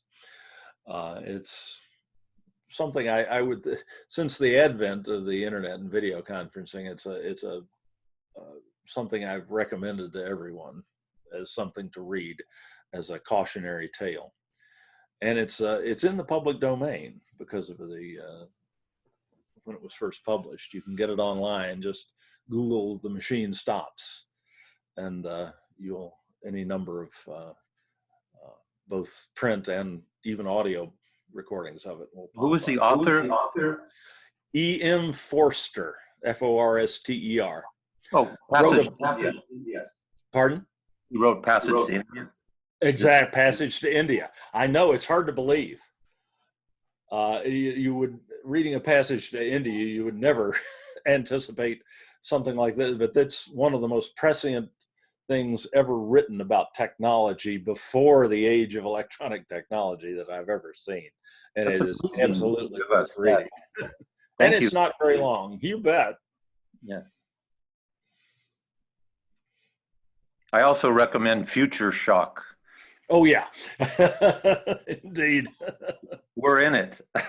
Yeah, we are living it. Mm. Will the modules inform me when I need to use the development shell to submit my work? Yes, the assignment will very clearly state that you need to go to your development shell and do something. So you don't have to wonder about when to use that.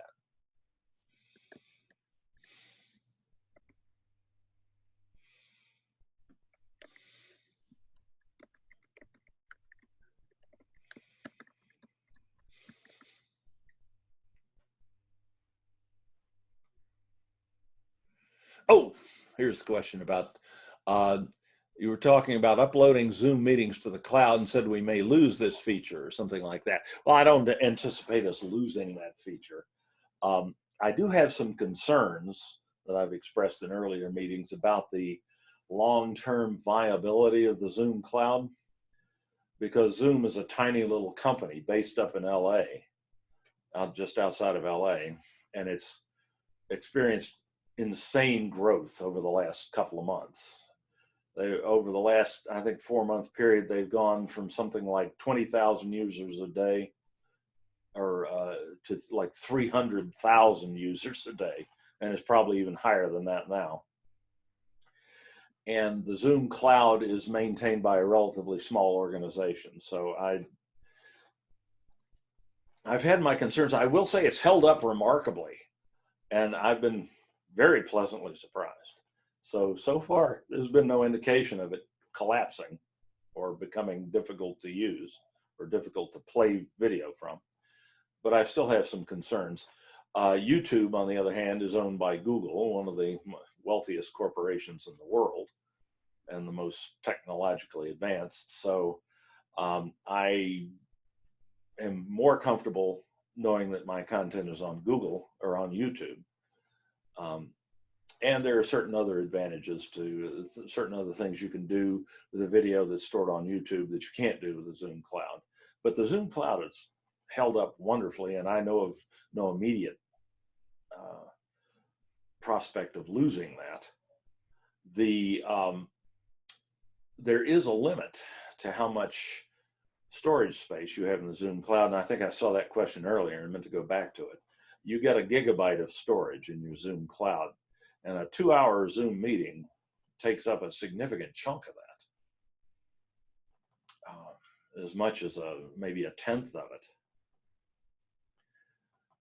Well, no, probably not that much, but still, you could easily, if you were very active in recording your Zoom sessions, you could easily fill that up, at which point you'd be faced with the decision to either take some of the older ones down to make more room or to transfer some of them to YouTube.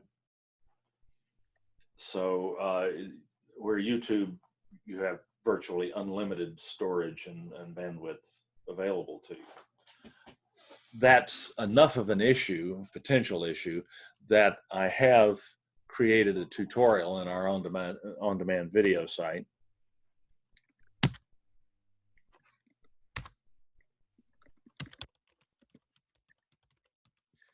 Just search for Zoom recording would be the easiest way to get to it. I do have a tutorial on how to move your Zoom recordings from the Zoom cloud to YouTube if that becomes necessary.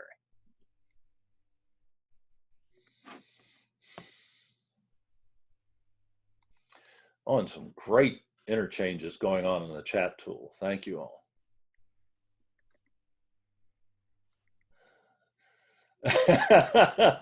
Pretty cool to tell a corny joke and see your students' heads flop back in little gallery pics. I can really relate to that. Many times I've seen reactions, very pleasing reactions from faculty in one case, actually someone getting up and dancing around in their bedroom when they got the answer that they wanted to a question in a Zoom meeting. That really does make it a lot more fun for the instructor. Am I going to post this? I will post this to the workshop archive in the, so I got to go right back to that share. I should have known that would happen. To the workshop archives in this sdccdolvid.org. It will go to YouTube. I'll store it on YouTube, but the best place to access it is from here under workshop archives.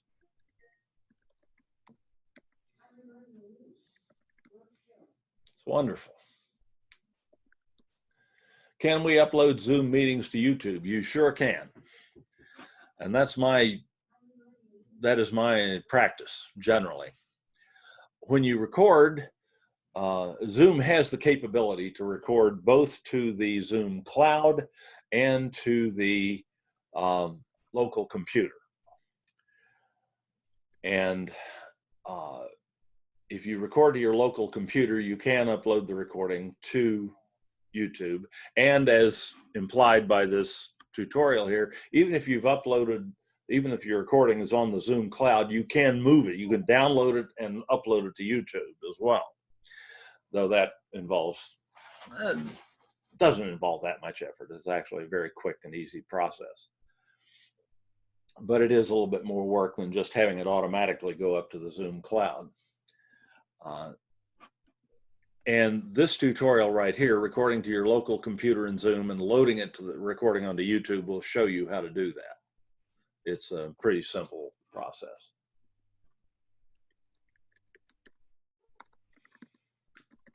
And Bernie, you're exactly right. I see I've got somebody having trouble with that. I would encourage you to contact me directly and we'll work through it and make sure that everything works for you. I guarantee you it is possible and not too onerous. So please contact me. I put my email address in a little earlier. Let me do that again.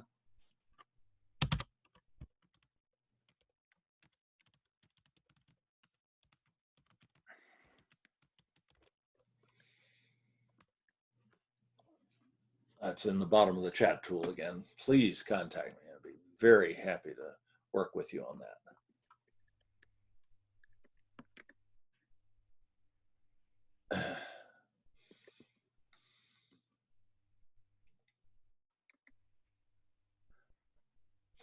Is there a tutorial for how to use Canvas for students so we can use the link for our online class? Yes, there are lots of Canvas tutorials for your students.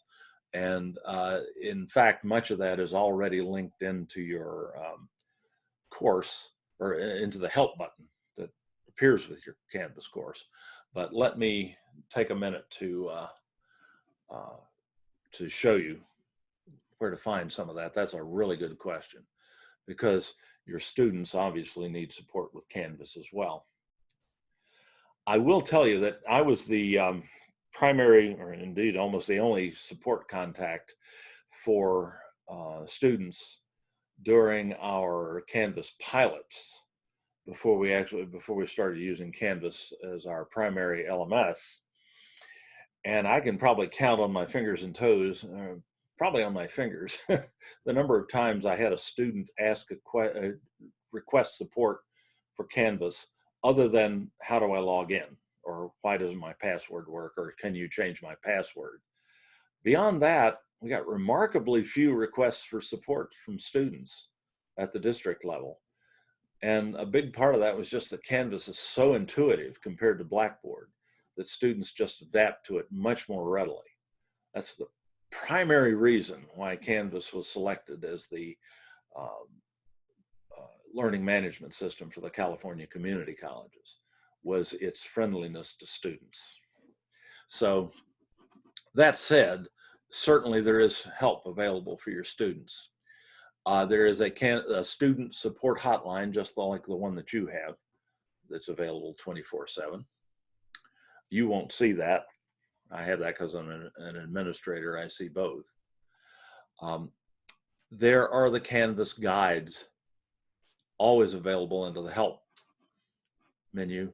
And there are mini guides designed specifically for students. They're arranged by subject matter, and there are dozens, hundreds of them, literally, on every aspect of student use of Canvas. But if I were going to give the students a single link that I wanted them to look at before they started with their Canvas course, I'd go to the to the Canvas video resources. Where'd those go? Interesting.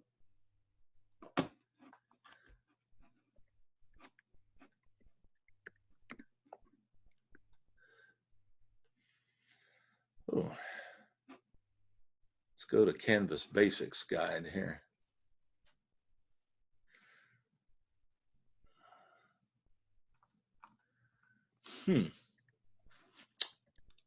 Well, that's interesting. They did have a video guides video. Here it is over here.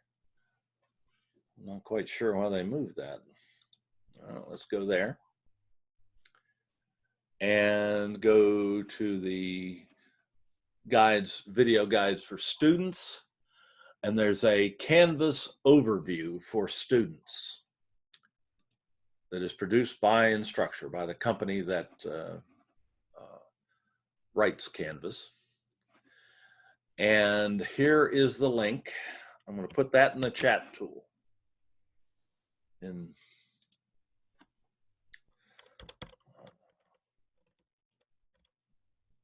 Canvas overview. I'll even try to spell view right. Canvas overview for students. There's the link. Make sure I send that to everyone. Okay, that's at the bottom of the chat tool. If I were going to look at one thing, that'd be it. It's a good, fairly brief, I think it's 4.5 minutes. And it gives them a good overview for Canvas.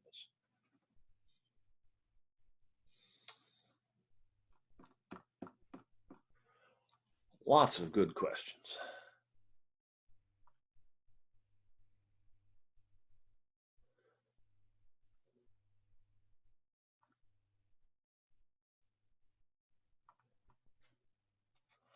Sorry, just moving back up to where I was in the chat tool. When I post something in the chat tool, as you'll find, it drops you all the way to the bottom. And if you were working your way down through it, you have to go back and find out where you were. Gallery view reaction thing, cool, I agree.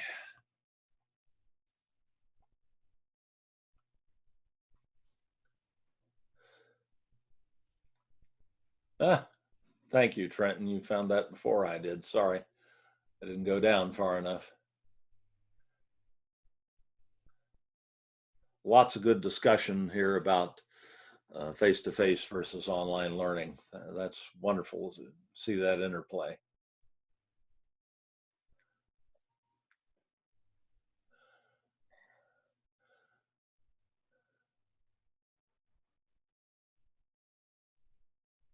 Could we have the student tutorial in another language? Really good question. Canvas appears to post their tutorials to Vimeo. And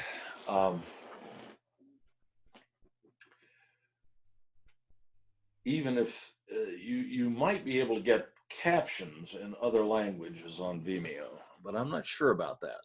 That's a very good question because that has obvious implications.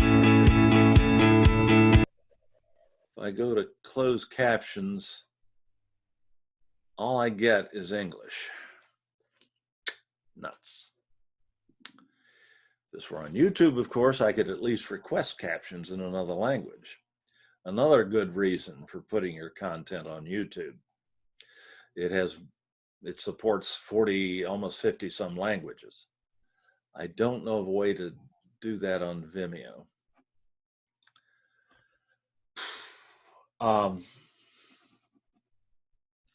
Trying to think of a workaround here. There's always Google Translate. If you have tutorials that are text and images rather than video, you can obviously always go to something like Google Translate and get some sort of help there. There's also something built into Canvas that has implications in this regard, though it won't help with necessarily help with captions on YouTube, but it can help with a transcript. And that is something called the Microsoft Immersive Reader that has been integrated with Canvas Pages. If you go to your Canvas course and go to the Pages tool, you'll have access, you and your students will have access to this Immersive Reader button here, which is an assistive device for students who have trouble with accessing information via text and things like that. It will read the text to you, but it also has access to translation capabilities. And let me just pull up a page here that's got a little bit more text on it than that opening page. Let's see. Something that says read here.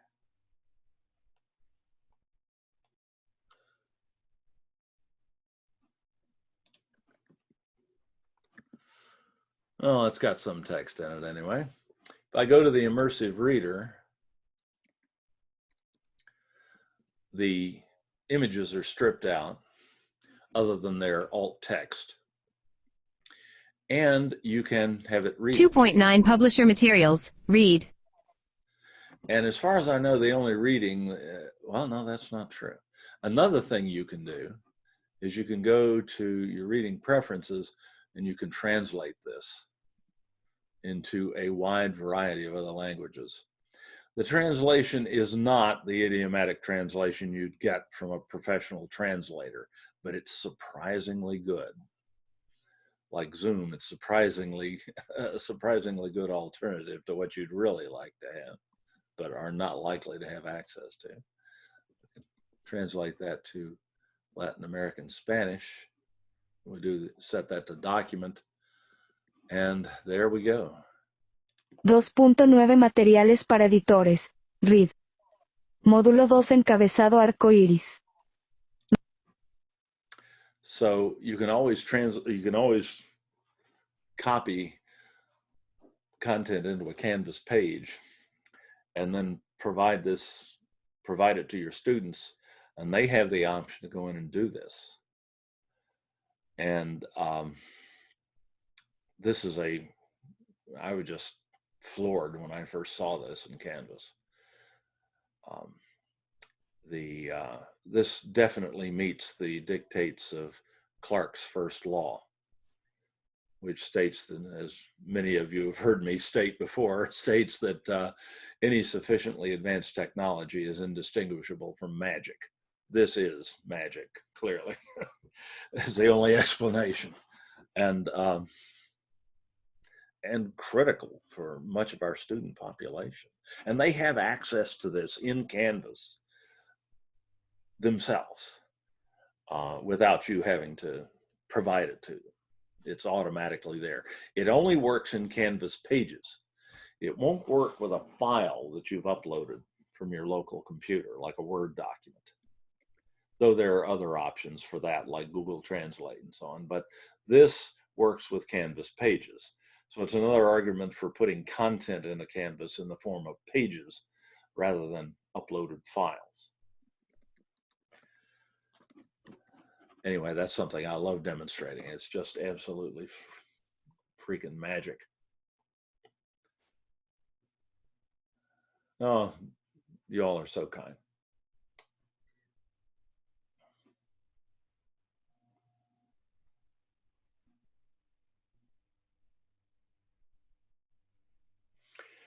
I just completed assignment 2.7. That's the one where you create the video and upload it to YouTube, and had issues getting my video recorded on the iPhone to YouTube on the PC. It was too large. That's surprising. Is there a quick workaround? I ended up using the YouTube app in the phone and then accessing YouTube account on the PC to edit.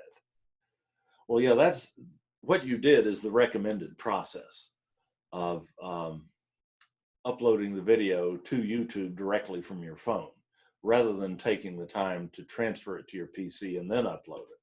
And when you say it was too large, the video was too large, I suspect you may mean that it was too large to email to yourself, which is typical. By far the easiest way to get a video from your phone to YouTube is to upload it directly from the phone, rather than going through the hassles of transferring it to your computer. But then to edit the captions effectively, you'd have to go into your YouTube account on the computer and edit from there. So it sounds like you did exactly, you followed exactly the best practice there. Moving large files from your phone to the computer can be problematic, and it usually involves connecting your phone with a USB cable, your charging cable, to the computer and copying the files from your phone onto the computer like you were copying them from a thumb drive. And if you're interested in that, I can walk you through that process. It does tend to be a little cranky. Sometimes it can be difficult to get your iPhone in particular to talk to particularly to a Windows PC in such a way that you can copy it. But it usually just takes a couple of tries and it will work on the PC.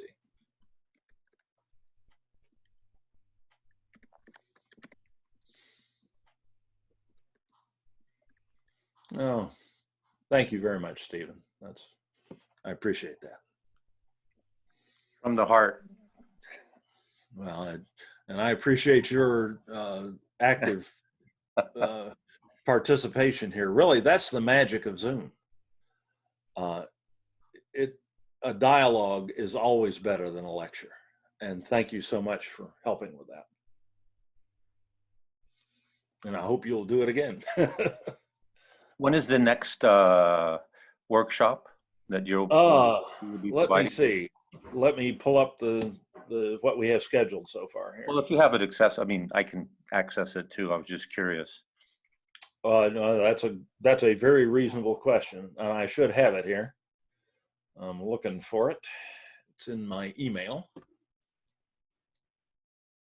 and I was looking at it just this morning, so I suspect I still have it up somewhere. Now that you have a following, we'll look for you on Netflix. Okay, I did find it. Here it is. Okay, I have a pen.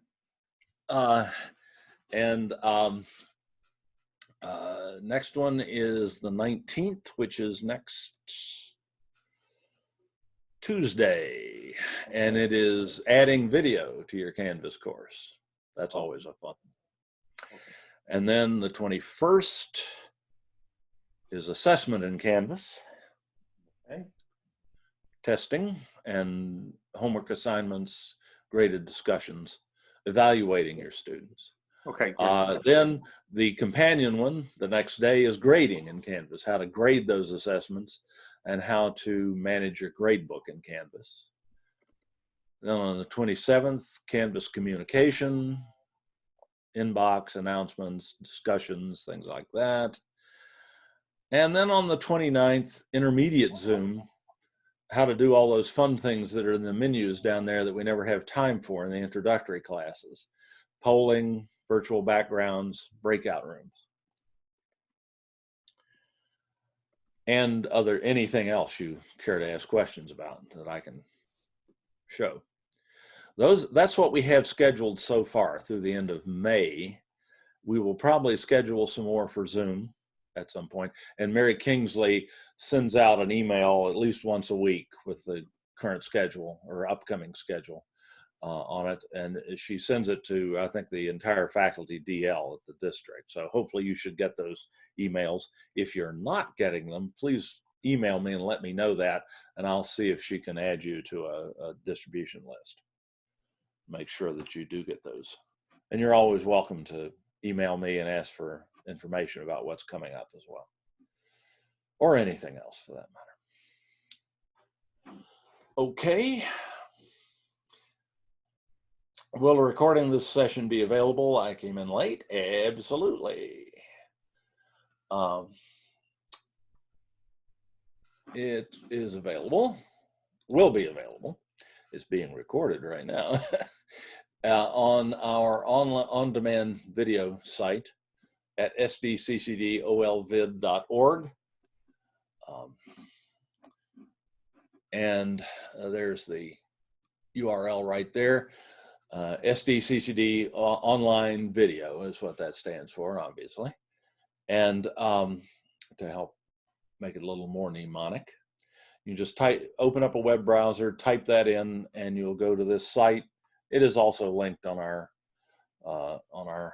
help button in Canvas and things like that.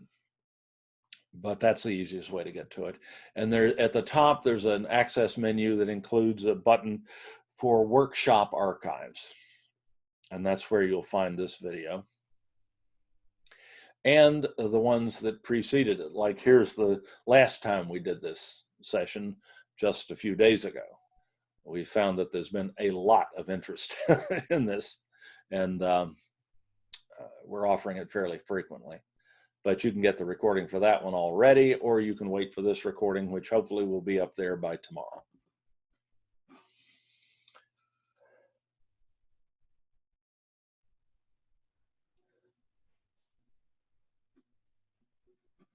And let me put that URL in the chat tool again. That won't hurt a bit.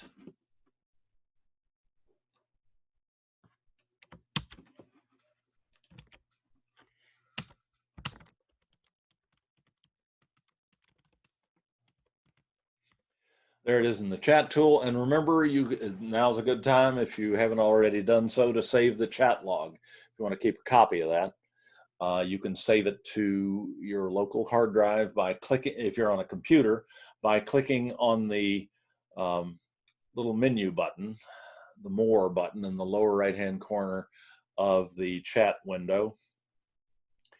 And there's an option to save the chat. It will be saved to a folder called Zoom, which is automatically created in your default document directory on your PC or your Mac.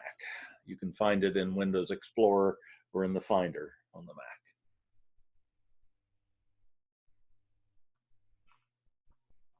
Terrific session today. Lots of great interaction in the chat, and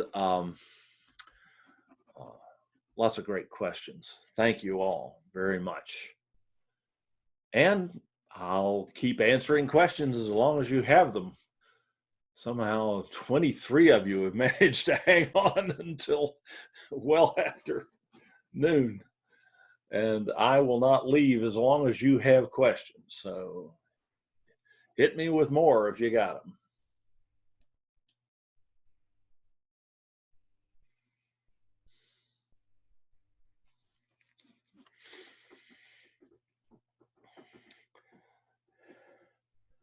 Well, it's difficult to think after a Zoom session of this length. The world's record on the Zoom session is 5.25 hours. The first time we did this particular session, we had about 170 people attend, and it lasted for 5.25 hours. Dave, I have a question. Wonderful. It's about Canvas, though. May I ask a Canvas question? You may ask anything at this point. So I want to give them a practice test, but I do not, and it's already on Word. I do not want to go to the trouble of putting it in that format because they've already seen a question like that. I mean, a test like that. So they know the format. So what I'd like to do is upload the Word document. So, Yeah. Go ahead. Okay. So will it all fit on one page? Well, you could certainly upload the Word document to your Canvas shell and put a link to it in one of your modules. Yeah. And they would then be able to bring it up and look at it. And they wouldn't have to have Word or anything like that. They could Canvas will display it to them, and it will scroll. They'll get a scroll bar so that they can see the whole thing. Okay, so that would be in the module. Just put a link in the module. Right. You just upload a file to the module. You just go to, let me go to a sandbox course where I don't want to mess up the certification course. There would be consequences for me in doing that. I got a feeling they might not, my next check might not arrive. Let me just pick a sandbox here I can mess up. That's not, and it's not gonna mess anybody else up. You just go to a module, click the add button for the module, select file, new file, choose the file, and let me see if I can find a test here. I've got a couple that people have uploaded to me as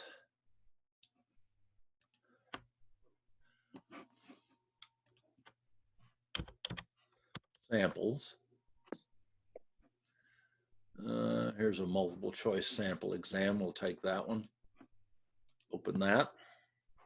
And then just add the item. That will upload it to the module. The student, once it's published, the student can then just click on the link to it and it will appear to them. Good. That's not much of an exam, but if it were much longer, they could just scroll down. Right. The question I thought you were going to ask. Well, that's the next question. I thought it might be. The next question is there some way I can give it to them so they can put the answers in? So that they could actually take it online, in other words. Yeah, they could actually take it as a Word document, the way I have it set out as a Word document. Not as a Word document, but there is a way that you can upload that Word document and have it converted into a Canvas test, which wouldn't appear vastly different than the Word document. And the students could actually take it in Canvas. And it would be graded by Canvas if you wanted it to be. You could use it as a true assessment, or you could use it as a practice exam. Right. That's the good news. The bad news is how you do it. The bad news is that it's a 9-step process. Oh, yeah. I remember this. It's very doable. But the first time through takes a little doing. It involves using a free online test parser that is provided by another community college. you have to reformat the Word document a little bit to make, and only certain types of questions are supported, notably multiple choice, true, false. Right, and not multiple choice. So you take quite but essay questions are supported as well. Uh-huh. So you can, most of the question types you would normally use are supported. You can upload, but it involves actually going through a free Blackboard system to get to Canvas. So it's a bit of a journey, and I do have a tutorial for that. Okay. Import Word exam. Well, that didn't work. It should have. Let's just try Word exam.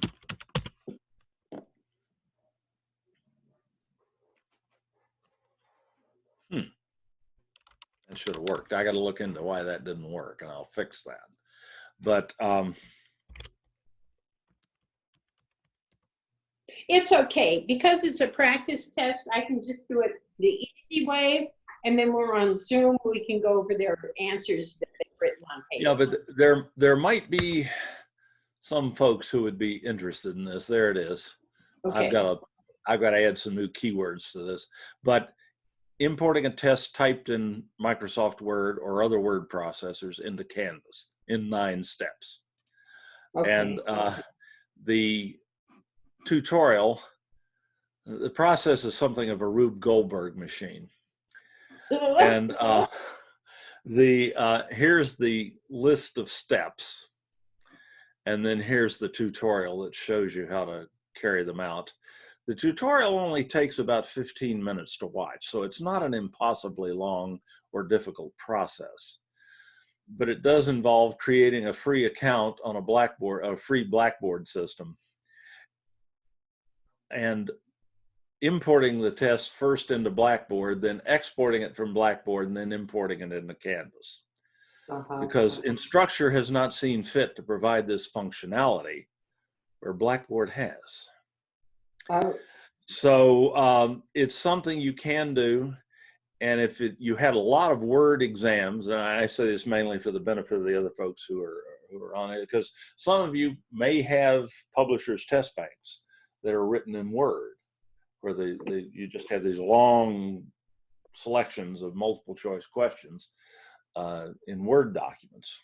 And it is possible to take those Word documents and with just a little bit of massaging and a bit of a journey, import them into Canvas so that you can use them there and not have to retype them or copy paste them over laboriously.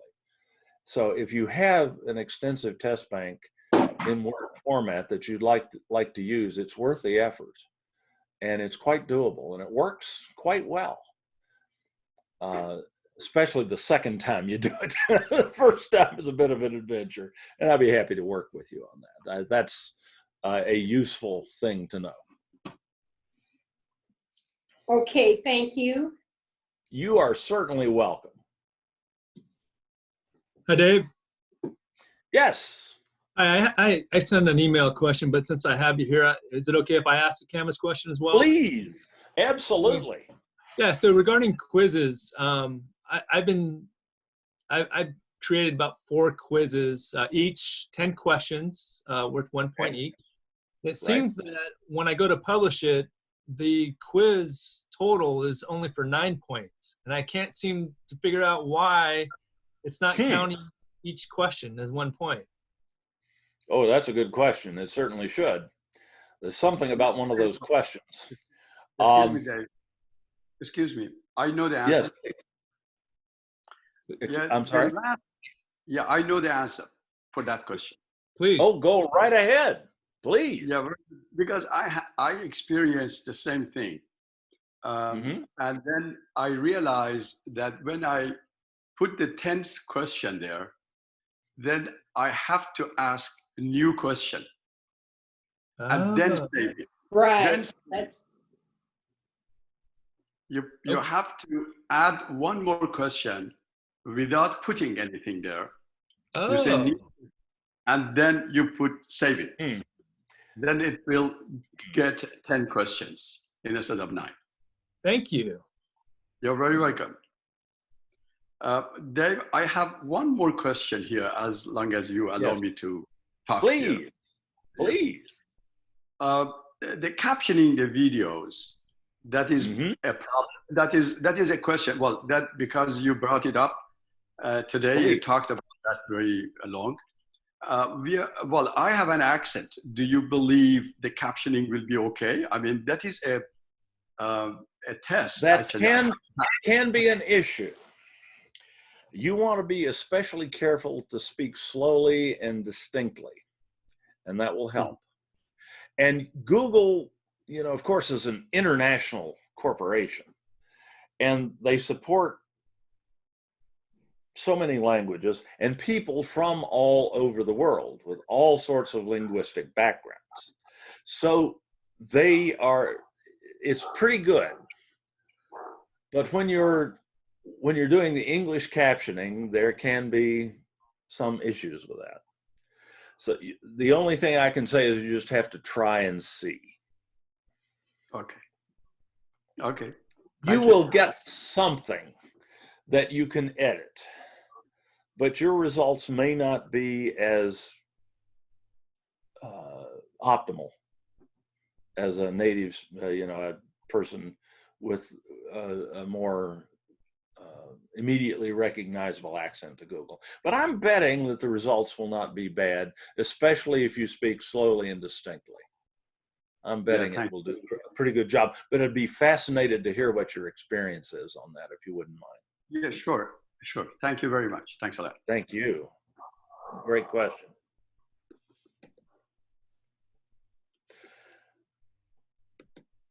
And yeah, okay.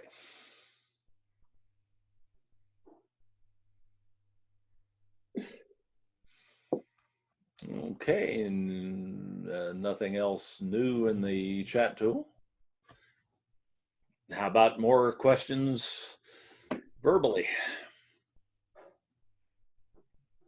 So I have another one. Good. When you're writing a question, a question group. So let me get to it here. Okay. Okay. And I have a title, and then let me edit this so I can see it. Okay, then it says pick X questions out for X points per question. Okay. Right. And then I always get this thing that says this question group is set up to pick more questions than are available. Well, they're not available because I haven't put them in yet. Is that what's going on? Oh yeah, you have to create the question bank first. Right. Except before you can create the question group. But oh, okay. Question groups only work, or question groups work by selecting questions at random from a question bank. And you can't create the question group before you create the question bank that it's going to pull from. But I'm not pulling from a bank. I'm writing them in, typing them in. Can't do that in a question group.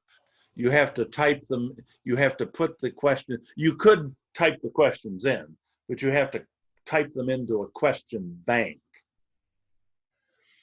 And then go to the test that you're creating and create the question group.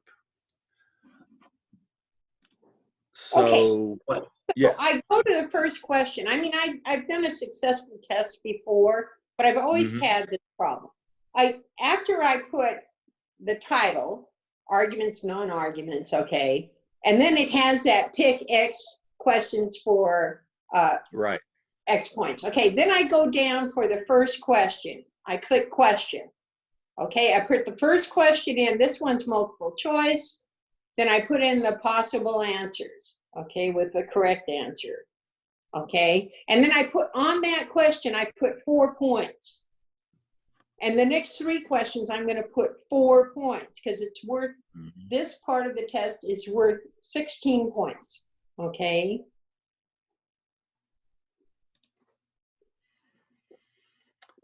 So see, that's here you are, you're creating a right. question group, right? Right. You get, but before you can do anything here, you have to link the group to a question bank. It's the only way that you can use question groups in Canvas.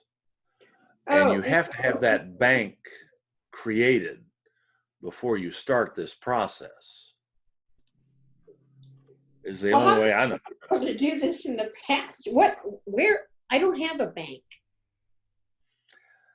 And that, as near as I know, my understanding of question groups in Canvas is that you cannot have a question group unless you have a question bank from which to pull questions. And that you can create before you start creating your test by going to your quizzes tool, the quizzes link in your course menu, and you go to this little stealth context menu up here in the upper right, which has no labeling at all. And you click on that, and there's an option to manage question banks. And within the manage question banks area, there's an option to add a question bank. And call it you have to give it a name. Doesn't matter what it is, as long as it makes sense to you. And just press enter. And that's a blank question bank. It's sort of like a test, except you can't deploy it to students. It's just a collection of test questions. And then you click on the name of the bank, and you now have an option to add questions to the bank. And it's the same interface that you use to add questions to a test. And you can type, you can add any kind of questions. You have to type them in or copy paste them in. And you can just continue that process. You update question at the end of each question, and you just keep adding questions. So that's what I've done in the past, but I haven't gone to another place to do it. I've just done it directly on the quiz format, and it's worked. I'm sorry, I don't know of a way to make that work. Okay. Not in have the questions grouped and selected randomly. I would love to see that happen, but I honestly don't know how to do it. I don't know how to do it. I don't know how you would go about that within the quiz creation interface itself, within the question tool here. If you add a question, as far as I know, if you add a question group, you have to link to a question bank. But I will look that up, because I've never even considered that as a possibility. So I will look that up. Because I gave that second quiz, went fine. I mean, that second test, it went fine, and I did it exactly like I'm doing it now. But did each student get a different selection of questions? I put what do you call it? Different. No, they all got the same possible answers, but they were shuffled. And they all got the same question. Everybody got the same question, but the answers were shuffled, A, B, C, D, or whatever. Okay. Yeah, now that's another matter. That's a separate option, a test option under the details page here for shuffling answers. But what a question group is designed to do is to select a different set of questions for each student. Or in a kind of an off-label use of it, you can have it provide each student the same questions, but in a different order, where the questions themselves are in a different order. Not just the answers within a question, but the questions themselves are in a different order. Yeah, maybe they got the questions in a different order, but they all had the same questions. Well, I will look into this, because I'm curious. But my understanding of this was that you had to, in order to use a question group, you had to have a question bank to pull from. Yeah. But I'll look that up. I'm more than willing to learn new things about Canvas, and I never go through a session without learning something new. So thanks for bringing that up. I will take a look at that. Okay, thank you, Dave. But right now, I can't answer any question about it because I don't know how to do that. Yeah, well, okay, thank you. And My pleasure. I'll see you next time. All righty, I'll look forward to it. Let's Anybody see. else have something?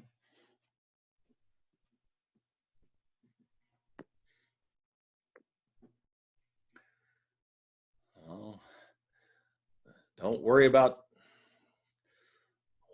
what it's about or whatever. At this stage, we're taking general questions on anything.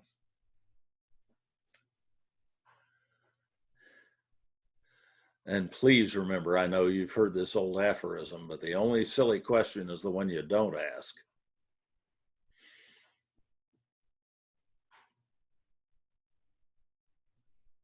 Okay, Dave, I got one more. Cool. So you had mentioned that your staff gets the most questions on that 2.7 assignment. Yes. I'm just curious. I want to know what I have to look forward to the end. That's where I'm at right now, and I'm just trying to gauge my time. So if that was the hardest one, did I pass that hurdle, or do I have a lot more to go? Well, that is the one that we get the most questions about because there are probably more moving parts to that one than anything else. And it involves technologies and techniques that are not familiar to everyone. It's new to a lot of people. So in terms of the amount of, the minimum amount of time to do it is not very long. I mean, you could easily, if you were familiar with the concepts, you could do it in 10 or 15 minutes or less. And don't make it a long video. Keep the video to around a minute or less. Yeah, I just finished. It was 55 seconds. I'm got it. Oh gosh. Yeah. How did you, if I may ask, how did you create the video? This is I'm the one that asked the question about I use the iPhone, and great. Initially I was going to email it to my laptop, but then it was the size was too big, so I just uploaded it from the YouTube app. Perfect. So you've got it on YouTube. Yeah, and I edited it there, and now I just need to post it to the assignment here. Oh, you're done. Except for posting the link to the video to the discussion forum, you're done. Okay, yeah, that's what I need to do now. So cool. I appreciate all that you're doing here. Thank you. My pleasure. Thanks for attending, and thanks for asking good questions.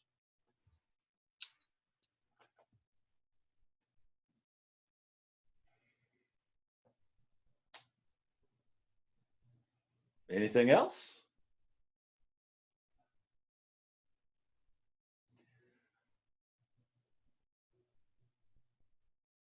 Well, remember, you can always email me at any time. Love to hear from you. And right now I'm going to kill my share, and I'm going to stop the recording.